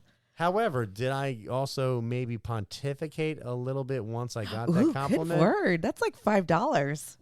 Pontificate? Thank you. Thank you very You're much. welcome. I hear him do it all the time. Dude, I love to pontificate. That's my fucking favorite. I'm in sales. That's all I do. But here's the thing that, and I've listened to both of you say very valid things. Yeah. Okay. Your turn. Very valid. Wait. things. Before I start, wait. So let me Let go him back. pontificate further. All right, Let him Screw, go. what you Let's got? do it. Dude, put a fucking microphone in my face. I'm gonna blow You Before we seem get I'm into very. gonna valid. bloviate. You're so comfortable at home right now. It's actually adorable. awesome. If I don't give a fuck how long this episode goes. Nope. Continue. Let's go. So there's two again. If somebody right now, again, I'm not in the fucking best physical shape ever, but if somebody complimented my shape, whatever, I don't take it for. If somebody complimented, whatever. But if somebody would compliment me on my work and my work ethic and things, Yes. I would take that shit and I'd be like, you know what? Oh. Thank you very much. I appreciate it I'm- because you know what? I put my heart and soul into that. 100%. I feel you at So- a spiritual level there. So it's such a weird dynamic. It's especially. Again, Yeah. I it's. By the actually way, appreciate. this is where the scrotum. Go ahead. Yeah, the mental and emotional compliments more than the physical. The physical ones I don't know makes me I totally come apart. But like my contributions as a as an employee or as a peer and counterpart in those kinds of environments, I'm like, thanks. And you like, I know how to act in that. And I actually feel that they appreciate me at that level, and I believe them when they compliment me there. So I'm gonna put it in context of you and I. So you dragged me. Mickey. Pointing at me. Mickey. Sorry. Yeah. That's okay. They There's no can't pointing, see you. 'cause That's he doesn't okay. podcast. I can see you, but they can't. Yeah. It's almost like and the scrotum is now pointing at Mickey. So He is. For the hearing impaired. So for Mickey, you and I, you drug me into this whole Jeep environment, this whole did. Jeep world. Sorry. So when somebody wallet. looks, and it's one of those things where it's, you take this Jeep and then you put a lift on, you put different wheels on it, different tires, a roll cage, and blah blah blah blah blah. You upgrade this Jeep, and somebody says, "Hey, dude, nice Jeep." It's one of those things you can easily take that comment. Hey, you know what? Thanks a lot. It's a lot of blood, sweat, and tears. It's not, because it's not about you. It's not about your work ethic. It's not about. It's like, hey, look, you got something that's pretty cool. Hey, it's easy to take that compliment. Thanks. But when you pull it internally, it's like, If somebody says, "Wow, you look really good in that Jeep," you're like, "Ooh, really?" Well, okay. To your point, Fair. the Jeep. Your turn. To your point, and I'll get back to where I was going with it, but I'm going to address your point. Redressed. Addressed. Wow. Yeah. I'm going to address your point. How much bourbon have you? Yeah, had? Motherfucker, just that one. Not judging you. Somebody. Oh, no, I I like feel how judged. you drink your bourbon. You look nice. I'm not Quickly. taking your compliment You're right handsome, and I love you. now. No, we're fighting. Love your chest hair. He's Both got of them? He's got like 4. Wait, I said both. I I know shaved they've two. multiplied. Okay. Anyway, I'm going to address your Viagra. point No, and that say was Rogaine. the reason you can accept a compliment about a material thing is that you don't have to work to maintain it. Oh, I disagree. Well, Well, you and I would, because we think- understand what it means to have it. But when somebody says, nice Jeep, it's still a nice Jeep. If you put it away, you cover it, and it lives in a garage, and it's in a barn for 50 years, and it comes out, it's still a nice Jeep. But if you put me in a barn for 50 years, I'm going to come out, and maybe I won't exist at all. Maybe you won't have any chickens left, but Okay. I'll be well fed. That's a stretch. I'm but waiting. all right, I'm that's a waiting for stretch. the allegory here. I'm just saying that physical things, the reason why Jeeps are easy, the reason why trucks are easy and There's cars are, something that's the reason old indifferent fat to your guys person. get into classic cars is because it's easy to make them look good. Fuck off! I don't think that's it. I Yeah, think but you're no, onto no. something. So I one of the think, things you're discounting is the work it took to Well, I get know the that. work but it took, I think but- I know where he's going Do with some this. Though. sit-ups, homeboy, if that's your thing. I think it's not a representation of how you woke up that day. It's not of you But, as your person. So I'm gonna argue with that from the standpoint of the person that built that Jeep, that car. it's an that effort whatever. versus an But appearance. it's your blood, It's sweat, passion. It's an effort. tears, and this is your Yeah. this is your non-persona representation of shit you've done. It's like, It's my avatar. This Jeep is me. Yes, it's your fucking avatar. It's your avatar. It's your Absolutely. So- So to discount it and be like, hey, it's a fucking. It's a Well, Jeep. no, like, no, but I think motherfucker, this is me in fucking metal and rubber and fucking vinyl and But whatever. that's what I'm saying. I But think why it's- don't we do that about our bodies? exactly. I think that's what the point you were trying to make. That you're like, look at my Well, Jeep, that's why like, plastic surgeons exist. hey, Dude, yeah, Dr. thanks, I Plank love did my not new fix hoods. anything on me. No shit. Those titties, Oh though, my God. damn. You guys, shit show You know, happening. I didn't right want to now. comment, but I love them. They're amazing. I love them It's so okay, much. Johnny. It's You okay. can I look? Oh, yeah. Yes, they're amazing. I'm not. Jesus Christ. They're They're Wow. fucking they're tremendous. so good. It's like Yeah. a dead heat Yeah. and Zeppelin race in this fucking room right now. It's not, but they're. I think he did a really good job. But I think you're onto something. So it's indifferent to our person. Just same thing as when somebody compliments our work efforts and your Jeep. Like those are something we can tie our efforts into. When someone addresses you personally or physically, I like the way you look, or I like the way you you stand. I don't know, something that maybe we don't have or perceive ourselves to have control over. Like someone says I look pretty and I turn into a total dork. I don't know how to take the compliment. Yeah, you too, buddy. Thanks. Little fist bump on the shoulder make it weird. If you took it any other way, you'd be a fucking Kardashian. Everybody like, what a fucking cunt. Well, that's just it. I think we have that inherent, like, it's not okay to say thank you because then that makes us narcissists. And I think that's actually wrong. I think that's a negative culture we've created. You know what that's very interesting from the standpoint of if somebody complimented you and all of a sudden you got uncomfortable and didn't know how to respond, and you said, which is thank me. you. I think thank you is the right response. It's a valid response, but at the same rate, you're kind of like, I don't know what to say. You can just say exactly, thank you, but you like don't know. It's weird. So thank it can you. be taken Yes. as A, you know what? A, this girl doesn't know how to respond, or B, she's an absolute fucking bitch. Well, it's thank you, tink, And tink. I don't mean to say girl. It could be anybody. But mostly So- girls, yes. Well, because I mean, the girls don't compliment guys because guys are ugly. No, But anyway, that's- so let me Speak for pose this yourself. question to you. I told you I'm going to blow V8. So the interesting thing about me is, like I said, I know I'm a pretty good cook. Well, fuck One off. thing? Why are you looking at me? I was just waiting to hear what Are the you one gonna interesting compliment thing me? about you it is. You going to compliment me? I was just I waiting to just hear the wanna think one of- interesting Do you like thing the about way you. the light reflects off my shiny head? I do love how I can change lanes in traffic based on the sun radiating or off your tell head. time. By the way, when you sent that email at work and nobody commented, I was so sad about that. I'm not going to lie, I was kind of sad about it. I was too. I was like, An eventless fucking email. it was like, He is bald though. so anyway. Just so you guys know. It's Yeah. like when somebody comes, but it just kind of out. When it just erupts out the end. Listen, Just we're kinda not bleh. all 21 years old anymore. Yeah. It's not.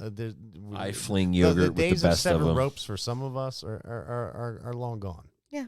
The state of prostate. Well, fucking tickle it and we'll find out.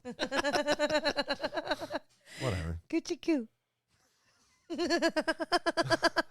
Back to your subject, Scrooge. If a girl, Jiminy Christmas.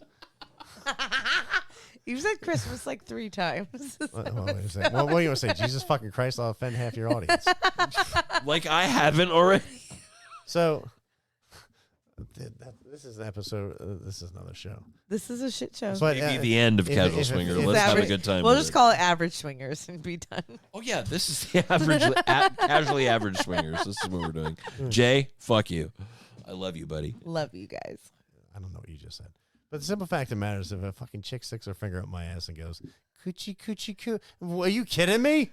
It's like, No, we wouldn't say that. No. It would go. You're not going to say anything because Just- you don't want to offend the person with fingers up your ass. Trust me. no, Just the fucking trust coochie, me. coochie, coo? No. No, There's going to I'm be not- something said. Honestly, no one's gonna no one should coochie coo. It's a trust me. Maybe if there are 2 fingers. Trust me. Yeah. Oh. Yeah. But one and done should get it. I would hope But so. two's not bad. It's not a bad plan. No, 2, Jesus Christ. Yeah. So Especially anyway, if back to tiny my like point.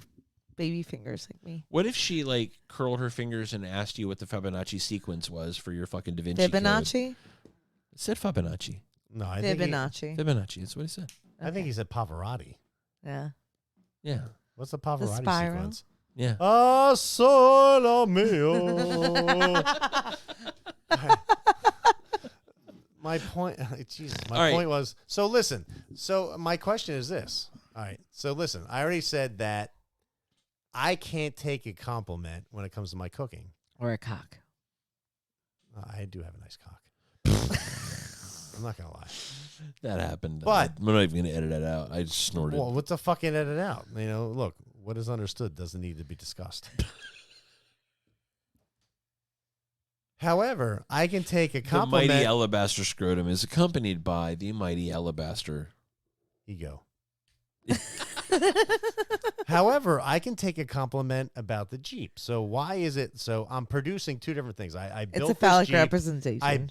I built this meal. Why can't I take a compliment about the Jeep but not take a compliment about Here's the a meal? question for you. can you take a compliment about your cock? Yes, absolutely. You can too. Yes. No, But I can't. you can. I can't. Yeah, I've seen you He's do full it. of shit because he tells me He's a big swinging dick. but you can't That's of your bullshit. person. That is such he bullshit. does. Actually, I'm going to call Absolute you bullshit. out. You also fish for compliments about your cock. Dude, he 'Cause walks you're in every very fucking meeting. They comfortable. don't call me horse because I can run fast. He does the whole fucking mini-me tripod thing. I will say most men do very well taking compliments about their cock, but not of their person. So listen, what? Listen. Hey, yo, I'm talking here. Here's the thing. I really feel like one of the biggest things that we face when we talk about, and you mentioned Jeeps, and that was really well done. Just ignore it. It never happened. I just threw a pen across the room. But when we talk about things like physical objects that are hard, not your penis, when we talk about I take pills. things like our house or our decorating or our cars, it's easy to accept a compliment about those things. Yeah. Because they're generally accepted as beautiful. It's really hard when someone comes up to you and goes, "You're so funny. You're so beautiful. You're so interesting. You're so special. You have made my life better in a particular way." Or I want to have sex with you because you arouse me, because I find you attractive. These are things that are hard to quantify. When we talk about quantify, I think how many, how much, I can't put a number on it. right, and it's the person giving the compliment has already quantified it. We just can't accept it. We don't know how. Well, we don't necessarily believe them because of our own insecurities and our Everything perception about of us is ourselves. said not to. The billboard we passed on the way to fucking PCAP said, but also "I can take care of your chin fat." Did you not see it when we were in the Uber? Oh my god, There was a fucking billboard that said that we can take care of that unsightly chin funny fat. you said that You because had I that looked at a website? picture of me. Yeah. Actually, I saved it just for you, Yeah. Scrote. I just want you to It's- take care of that because it's But bothering I me so didn't much. notice That's not a compliment. that your chin has fat until that billboard. But you're not wrong. You're not wrong.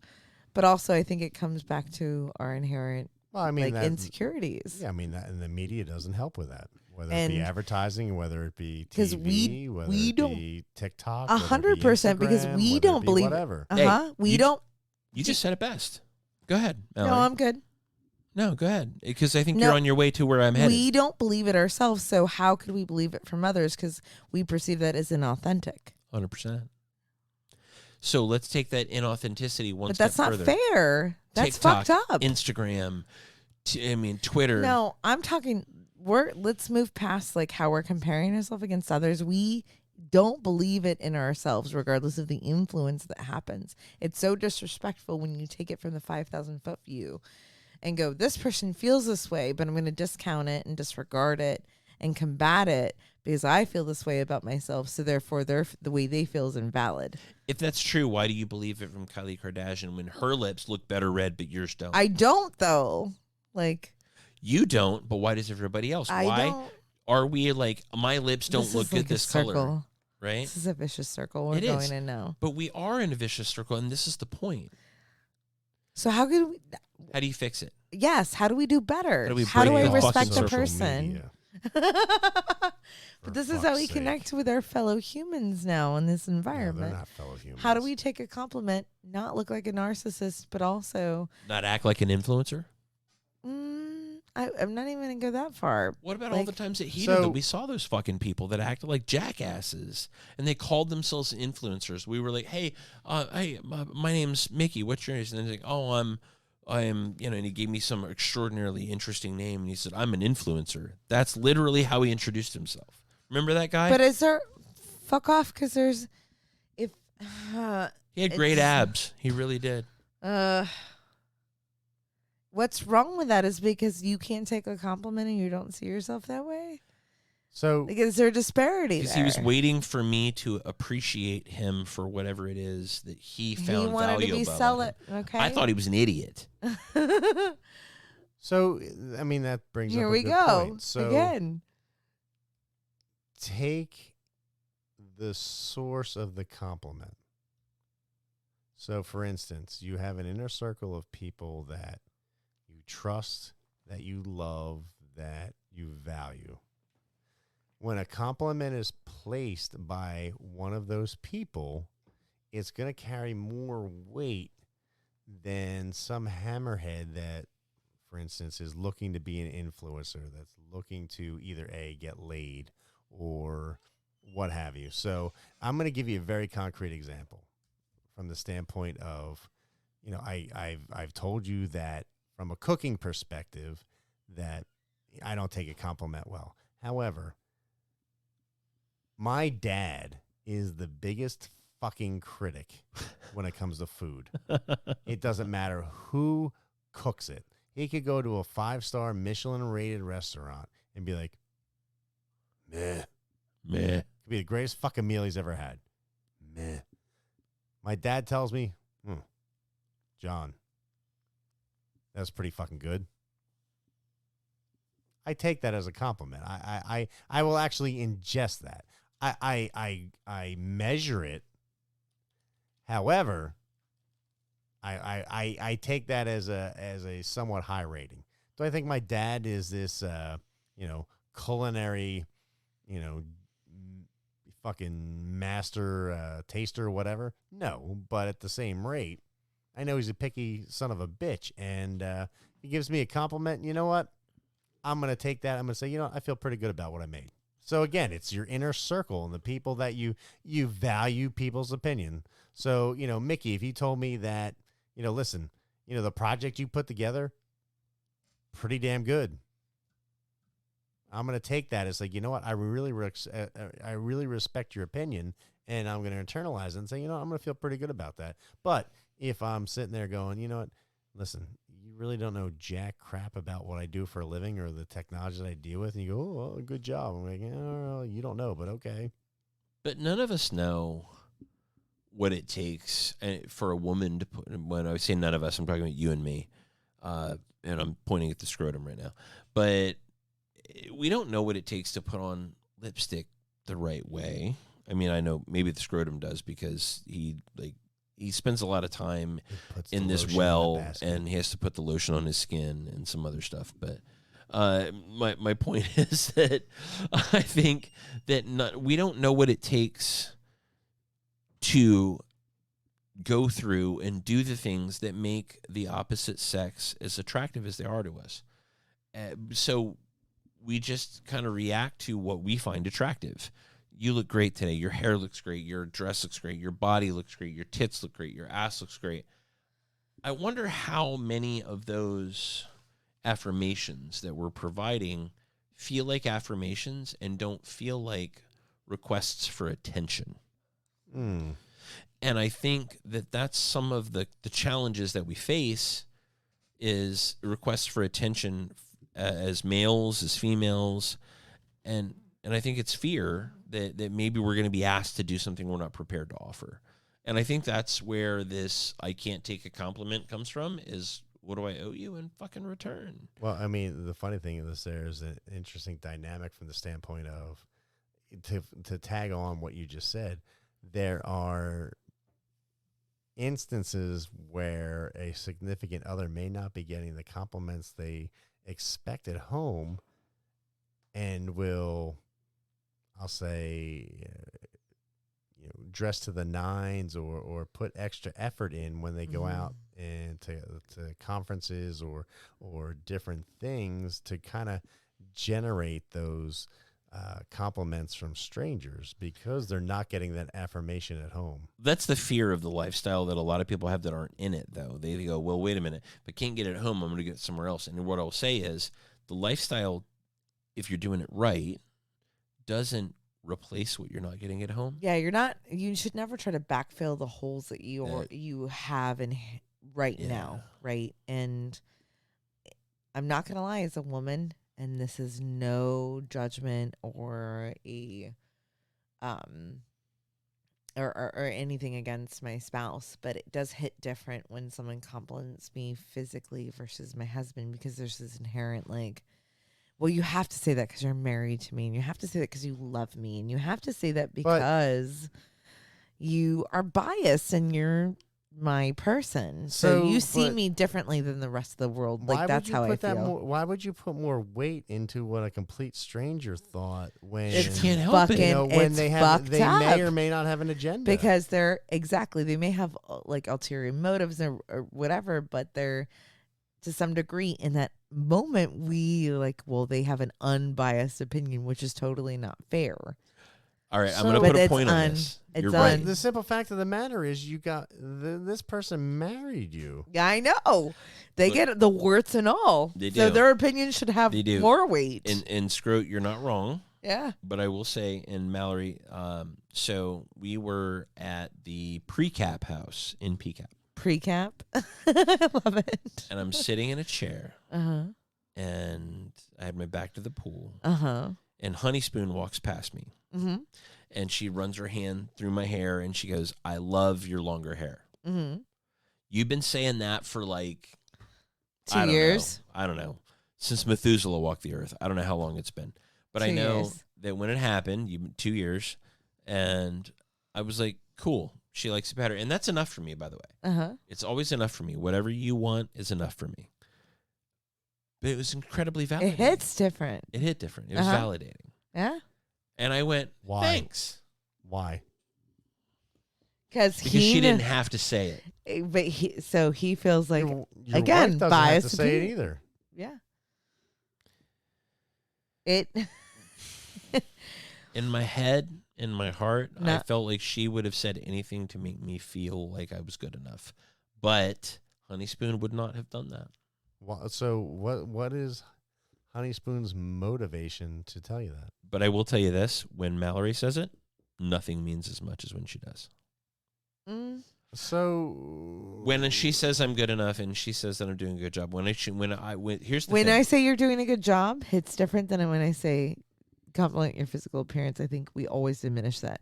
Yeah, I don't care who the fuck you 100%, are, 100%. especially when It's you're your spouse. so hard to wrap your head around this thing. Whatever. That's why we're talking about this an hour and 34 Yeah. fucking minutes Dude, into this I have to episode. go to bed. Like, you two are doing whiskey a month on your own. this is a sore subject for me. It's a hard subject, which is why there are It's no hard podcasts for on it. everyone. Look, yeah. I mean, from the standpoint of It should. fact that you can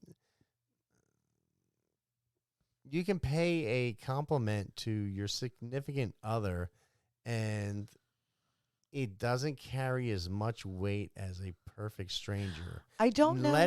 Especially, if it's a male complimenting a female and then that female getting quote unquote adoration from somebody that they're not dating.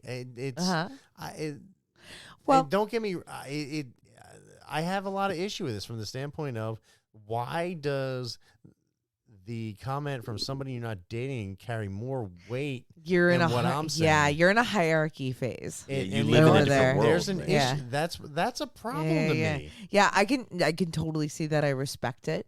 To some degree, I understand where you're And I coming fight it from. now. Yeah, He's all bitter. I get His it. arms are I folded know, across his I'm chest so right pissed now. off I know. about it. I know. I totally fucking understand. And But it's not wrong. how you feel Why? isn't wrong. How we feel isn't wrong. Here's the thing that'll I really make disagree. you... Why? No, it'll really make for you fold you your saying arms. you're not wrong. Why? No, let's pick the fucking scab. Because it's inherent. I do feel my husband will tell me I feel like he sees me through a different set of goggles than the rest of the world because he loves me so unconditionally. But he's seen the good, the bad, warts the and all. indifferent. So, But so he's his seen- here we compliment go. should carry more weight. I know. I But it know doesn't. it should. I know at its core it should. And he feels the same way when the roles are reversed. It's fucking hard to look at someone and go, you know me at my best and my worst, and to hear that compliment when someone has seen you at your worst.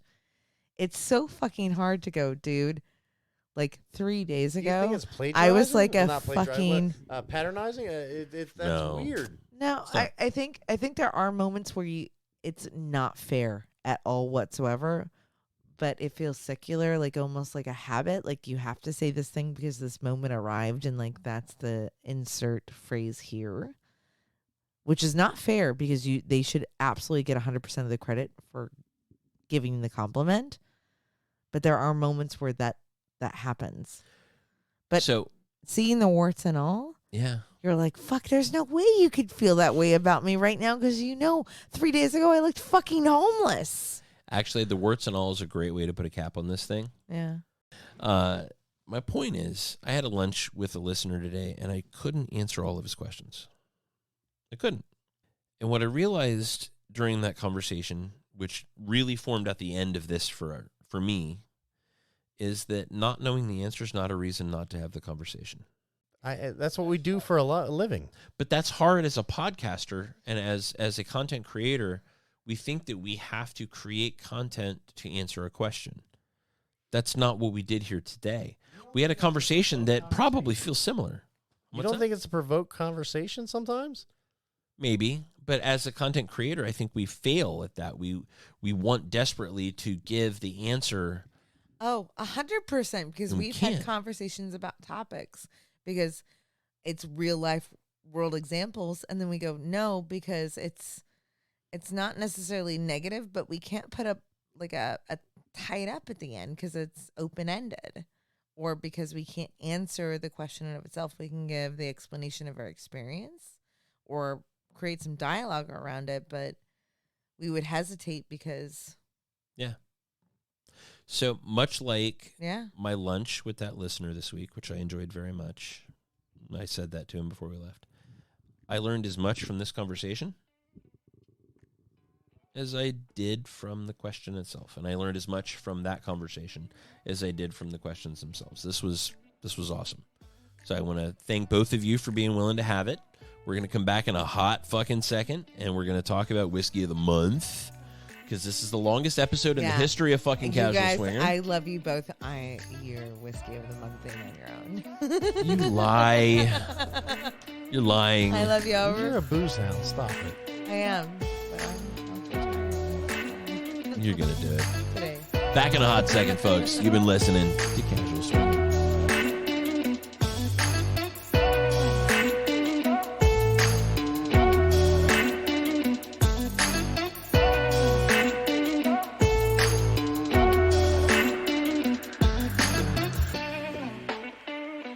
And we are back. I sincerely apologize for having an episode that's this fucking long, but this is segment. We're going to talk Whiskey of the Month. Not gonna lie, I'm a fan of whiskey. We have been imbibing some whiskey this evening. Cheers, my brother. Cheers. Cheers to that. Appreciate it. Have Yep. a sip. And Starry, tell us what time it is. Candy is dandy, but whiskey makes you frisky. And with that, the Whiskey of the Month. And by the way, you guys might notice that the beautiful Mallory's not with us for this Whiskey of the Month. It's because it got late and she's got to go to bed because we are getting on a flight first thing in the morning. Now, what you don't know is the Whiskey of the Month is, drumroll please, Old Forester. We're going to do Old Forester. Now, the one we're going to talk about today is 1897, but I'm going to throw a few others out there. Now remember, Whiskey of the Month requires a couple of features. It has to be available in at least 40 states in this great country. It has to be under $50. That is a tough fucking order. I hear from you guys all the time saying, wait a minute, I think this whiskey's better, that whiskey's better. If it's 52 fucking bucks, it's not Whiskey of the Month. It can't be. We might change that at some point. But today, we're going to offer up a couple different expressions in the $50 range. This is different than what we normally do for Whiskey of the Month. The official Whiskey of the Month is Old Forester 1870. The original expression Old Forester sourced from 3 different ages and profiles to create its distinctive taste. In the case of this 1870 Old Forester, it was 3 different distilleries that he got his whiskey from. Now, today, it's 3 different barrels from 3 different ages and 3 different rick houses where he gets this from, and it can be found for pretty much under $50 everywhere, including Total Wine, Drizzly, and Sip Whiskey, which are 3 of the ones that we recommend on the regular. So I'm going to talk about 3 different expressions of Old Forester here. Now, some of you guys have met with us at PCAP and come to our whiskey tasting, and we've talked about Whiskey of the Month every month here on Casual Swinger for the last few months. And normally, again, like I said, under $50, available in 40 states. However, Old Forester is special. Old Forester has been around since damn near the dawn of whiskey. Why? What's special about it? So, in this range of the whiskeys we're going to talk about today, we're going to talk about Old Forester 1910, Old Forester 1897, and Old Forester 100. But we'll also kind of touch on a little bit Old Forester 1920. 1910 was a tribute to the fire that shut down their line and forced them to rebarrel whiskey for the first time, creating a double-barreled expression that they continue to sell today as something they call Old Forester 1910, along with their other brands like the excellent Woodford Reserve Double Oaked, which uses the very same process that they learned in 1910. Meh. So Old Forester Double Oaked is widely regarded as a great whiskey, and even though the Scrotum is over there going, meh, $55 for a double-barreled whiskey is a pretty good deal. Old Forester 1897 is bottled in bond, celebrating their first year of single-barreled production to comply with the Bottled in Bond Act of 1897, which is what it's named after, at $52. Now, Old Forester 100 is a lower-cost 100 proof whiskey without sacrificing the complex flavor. The 100 is a hand-picked blend of barrels that won the gold medal in 2019 in San Francisco. By the way, that one is $27. It's dirt cheap. So if you want to get into Old Forester on the cheap, jump in on that Old Forester 100, but it's going to hurt. Now, let's talk about why we talk about Old Forester at all for a second. Now, you guys know, if you guys have listened to Casual Swinger for a while, we love a great whiskey with a great story. So let's talk about the story of Old Forester, because there are very few stories in whiskey that even touch the story of Old Forester. Absolutely. It's actually tremendous. Now, the Scrotum and I talked about this in the kitchen a few hours ago before we went to dinner, and he looked at me like I was an insane person because of the number of things I told him about Old Forester. Ah, dude, you're like Wikipedia for whiskey. It's stupid, but I'd like to you guys... All right, so picture this. Sicily, 1945. No? Okay, Golden Girls reference. But anyway. How you doing? Imagine a time where the solution to your problems was whiskey, but to get that whiskey required you to walk down to a tavern with a container and have it filled, only hoping that that container didn't include some unsafe additives like, I don't know, fucking gunpowder. That happened back in the 1800s, specifically previous to 1870. Local saloons indeed used to have to stretch their supplies, which created more public health concerns. When you wanted whiskey back then, you had to bring your own container and get it filled from the barrels on the wall at your local tavern. Now, the driving force behind this young pharmaceutical representative in Louisville, Kentucky, became the first to bottle whiskey in glass containers to ensure consistency, both in taste and quality of his product. His name was George Gavin Brown, and he's the legend of the whiskey that brought us the brand known as Old Forester. So, let's talk about George. Let's talk about George Garvin. I almost keep calling him Gavin, but it's George Garvin Brown, the legend that brought us Old Forester. Originally, he's from Munfordville, Kentucky. He moved to Louisville and eventually began selling. Remember, I talked about what happened. People brought their own bottles, their own containers, and these containers oftentimes contained other things. Those things contained bleach, those things contained gunpowder, those things contained other alcohols. The problem is you don't know what effect that had on the container, because a lot of containers back then were wood. So, George Garvin Brown moves to Louisville and eventually begins selling the first bottled bourbon whiskey in America in the early 1870s. That's right. He pioneered bottling whiskey as opposed to bringing your own bottle or bringing your own container to get your whiskey. Instead Very of interesting. So whatever you brought to put it in. Now, that doesn't sound like something that would make somebody a legend, does it? Absolutely not. but it fucking does. No, what makes you a legend is when the government starts to tax you on it. Well, don't get me wrong. We'll get to there because, see, Old Forester, which initially had 2 R's in the name, by the way, was named after a prominent physician in Louisville, Kentucky. His name, Dr. William Forester. And true to the typical application for spirits at the time, if you guys remember our very, very first cocktail corner, we talked about the old-fashioned cocktail.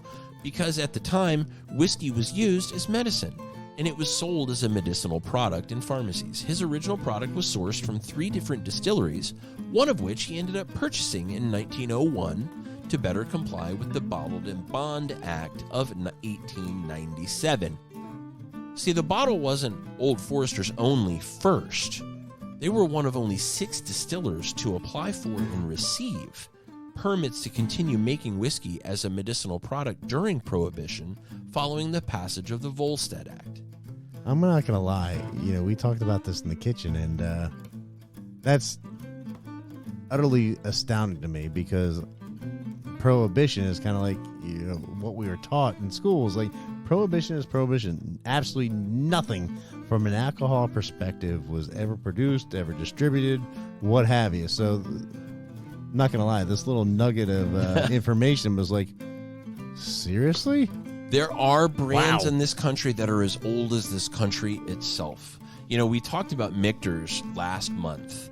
And Michter's... My favorite. Michter's, believe it or not, George Washington bought Michter's for the soldiers. So let's go back to Prohibition for a minute. The Volstead Act was passed following the passage of the 18th Amendment to the Constitution of this country. The 18th Amendment to the Constitution of this country made illegal the sale, transport, or consumption of alcoholic beverages that resulted in intoxication. So for those of you that don't remember, because none of us were fucking alive, Protestant Christians pushed the narrative in the early 1900s that crime, illness, and vagrancy were entirely the fault of overconsumption of alcohol. Well, Go ahead. You're oppressing my people. Stop. Dude, you're Irish. Fuck off. You bunch Irish of drunks. Protestant. Stop. But, the reality is that in the early 1900s, crime, illness, vagrancy, they were not the result of consumption of alcohol. And these states that banned the sale of alcohol, including Tennessee, Kentucky, Alabama, Florida, there were so many that did this. It led to what we call the Volstead Act. The Volstead Act criminalized violations of the 18th Amendment, which said that basically you were going to go to jail. There were criminal penalties if you violated this act. Now, let's fast forward a little bit. We're afraid. We're afraid of what could come. We're afraid of what could be. Now, it wasn't until 1941, 1942 that World War II came around and we realized that we were actually the problem, not what we imbibe or not what we consume. But in the Prohibition era, we were just terrified. And what we created was the mob. We created organized crime by trying to stamp out crime and trying to stamp out vagrancy and trying to stamp out this vagrant behavior, this, awful thing that we became. And it was awful. It wasn't until 1933. So what we're talking about effectively is 14 fucking years later. We're like, whoa, this was a bad idea. And that was the passage of the 21st Amendment. So 3 amendments later, folks, 21st Amendment, the Prohibition was repealed and America could finally get their fucking drink on again. Yeah, so basically you're oppressing Irish people. You know what? Fuck the Irish. I'm only saying Fuck that because you. she's in here. I love the Irish. But no, of the 6 distilleries that produced alcohol during Prohibition, and we just had a nice long conversation about Prohibition. That stuns me, by the way. Only 6 distilleries. There were 10 that applied. Only 6 were given license to produce alcohol during Prohibition.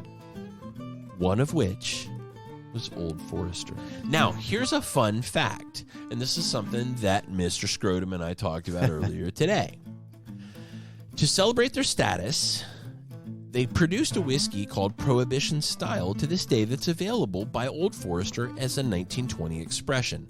It's bottled at 100 proof, which was the federal requirement at the time, meaning that the angel share, we've talked about this previously, increased the proof of the barrel to 115 proof, which means that the whiskey today, if you buy Old Forester 1920 for about $55 from, Total Wine or Drizzly or anybody else, is going to be 115 proof, an homage to that rich profile from that era.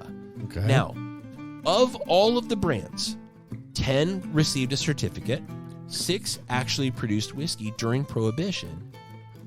Only 1 remains that made whiskey before Prohibition, during Prohibition, and after Prohibition. Interesting. That is Old Forester.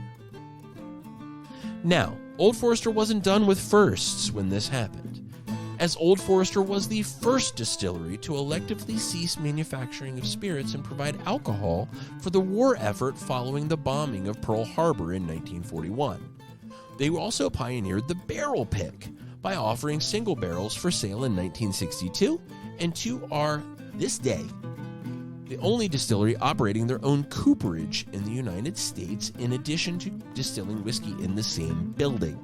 Cooperages are barrel-making facilities. As a matter of fact, they have their own in the headquarters on Whiskey Row in Louisville, which they returned to in 2018 after being housed elsewhere since 1919, meaning for 100 fucking years, they went somewhere else and came back and bought the old building back and put the barrel-making facilities and the whiskey distillery back in the same joint right next door to their competitors. So let me ask you this. Is that a good marketing ploy, or was there a particular reason? It's big dick energy, baby. Yeah. That's all there is to it. They just came back and said, Daddy's home. That's all there is to it. That's all there is to it. So the name of that company that makes Old Forester is Brown-Forman.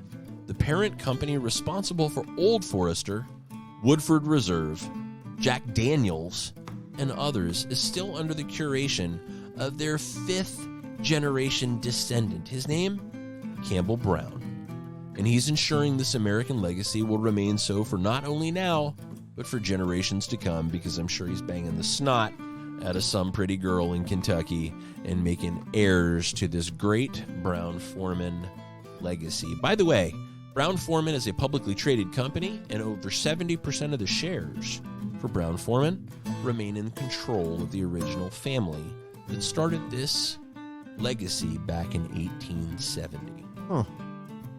Now that is Whiskey of the Month. To tell you a little bit about this 1897 flavor that I've got in front of me in my hand, let's talk about the nose. Bright, floral, fruity. Take a sniff, Scrotum. What do you think? It's a bright whiskey. It's a little hot, right? It's hot from an initial nose perspective, but once you get past that, So yeah, well, no, that's drinking it. That's not nose. no, it's on my nose, bro. Okay, don't snort it. It's not cocaine. Now, something you need to know, if you amp up just a couple of bucks to the 1910 that we talked about, remember the 1910 is a double barrel, it doubles down with more of the baked goods feeling that comes, and it only increases as it breathes. The palate is caramel and oak. It's an easy drinker. Again, you'd think it'd be a little harsher than it is for being a 6 year or less, but the 1910, which again adds that second barrel, adds berries, marshmallow, and a very visceral drinking experience. The finish, which is what comes when you breathe out after you drink a whiskey, for those of you that don't remember, is cinnamon and maybe a little bit of Grandma's kitchen when she's baking pies, which are things like nutmeg and maybe a little bit of flour. Now the 1910 and that double barrel has a little bit more of an oaky finish, kind of like a cigar box feeling that's dominated by charred wood. It's still highly enjoyable. I'm going to tell you what, I'll drink this all day, every day. This is a very easy drinker. It's a very, you could easily make this an all-day drinker if you can find it. I'm quite impressed. I'm not going to lie. I'm stunned because of the amount of hate that it gets online, and I don't know where it comes from. I literally don't know where it comes from. This is why we started Whiskey of the Month. Under $50, available everywhere. What can you get that can introduce people to whiskey that don't know whiskey? Because why do I have to have a $250 bottle to feel like I'm having good whiskey? You don't. And this is where we are. And by the way, Scrotum, thank you for validating why we started this segment in the first place. Absolutely. Right? To introduce whiskeys that are very tasty, can change your palate, can change your stars, and have one good glass with a friend who you haven't seen in a while. And that's what we did here on Casual Swinger today. Scrotum, thank you for joining us. Thank you for spending some time with us and having a few drinks with us. Mallory went to bed, so this you whole, know what? This whole I'm thing sure is, she was a fan of it too. Actually, she is. She likes some of the other expressions of Old Forester, but we have different tastes. And by the way, if you like Mallory's taste, well, you don't like me anyway, so it's okay. You might like the Scrotum if you like him bald. Ladies and gentlemen, we're going to do something we don't normally do here on Casual Swinger. 2 hours and 12 minutes into this thing, which I may edit some of this down a little bit. But the gist of it is, if you don't know where to find us, check us out on iTunes. We are on iTunes. If you want to make me feel better about myself and keep me from self-flagellating, by all means, leave us a positive review. If you want to check us out on social, we are on Cassidy. We are on SDC. We are on SLS. We are on Double Date Nation. We are, and by the way, she's way better at this. We've talked about this many, many times, so feel free to tell her how much better she is at this than I am. But also, if you want to check us out on Twitter, if you want to check us out on Facebook, we're everywhere. We are Casual Swinger, literally everywhere. Or you can just send us an email if you need a hand at podcast@casualswinger.com. And don't forget, we are on Casual Toys. Casual Toys is where you can pick up anything and everything that gets you off or makes you say woohoo. That is www.casualtoys.com. If you have questions, issues, comments, concerns, you can catch us in the chat bubble in the bottom left-hand corner. That goes directly to the cell phones for myself, for Mallory, and, of course, the Casual Offspring. That's Caitlin. Or you can just send us a message at sales@casualtoys.com. This has been a pleasure. It's been my personal honor to do this for you guys. Alabaster Scrotum, you want to say bye? Goodbye. A man of few words. Ladies and gentlemen, you've been listening to Casual Swinger.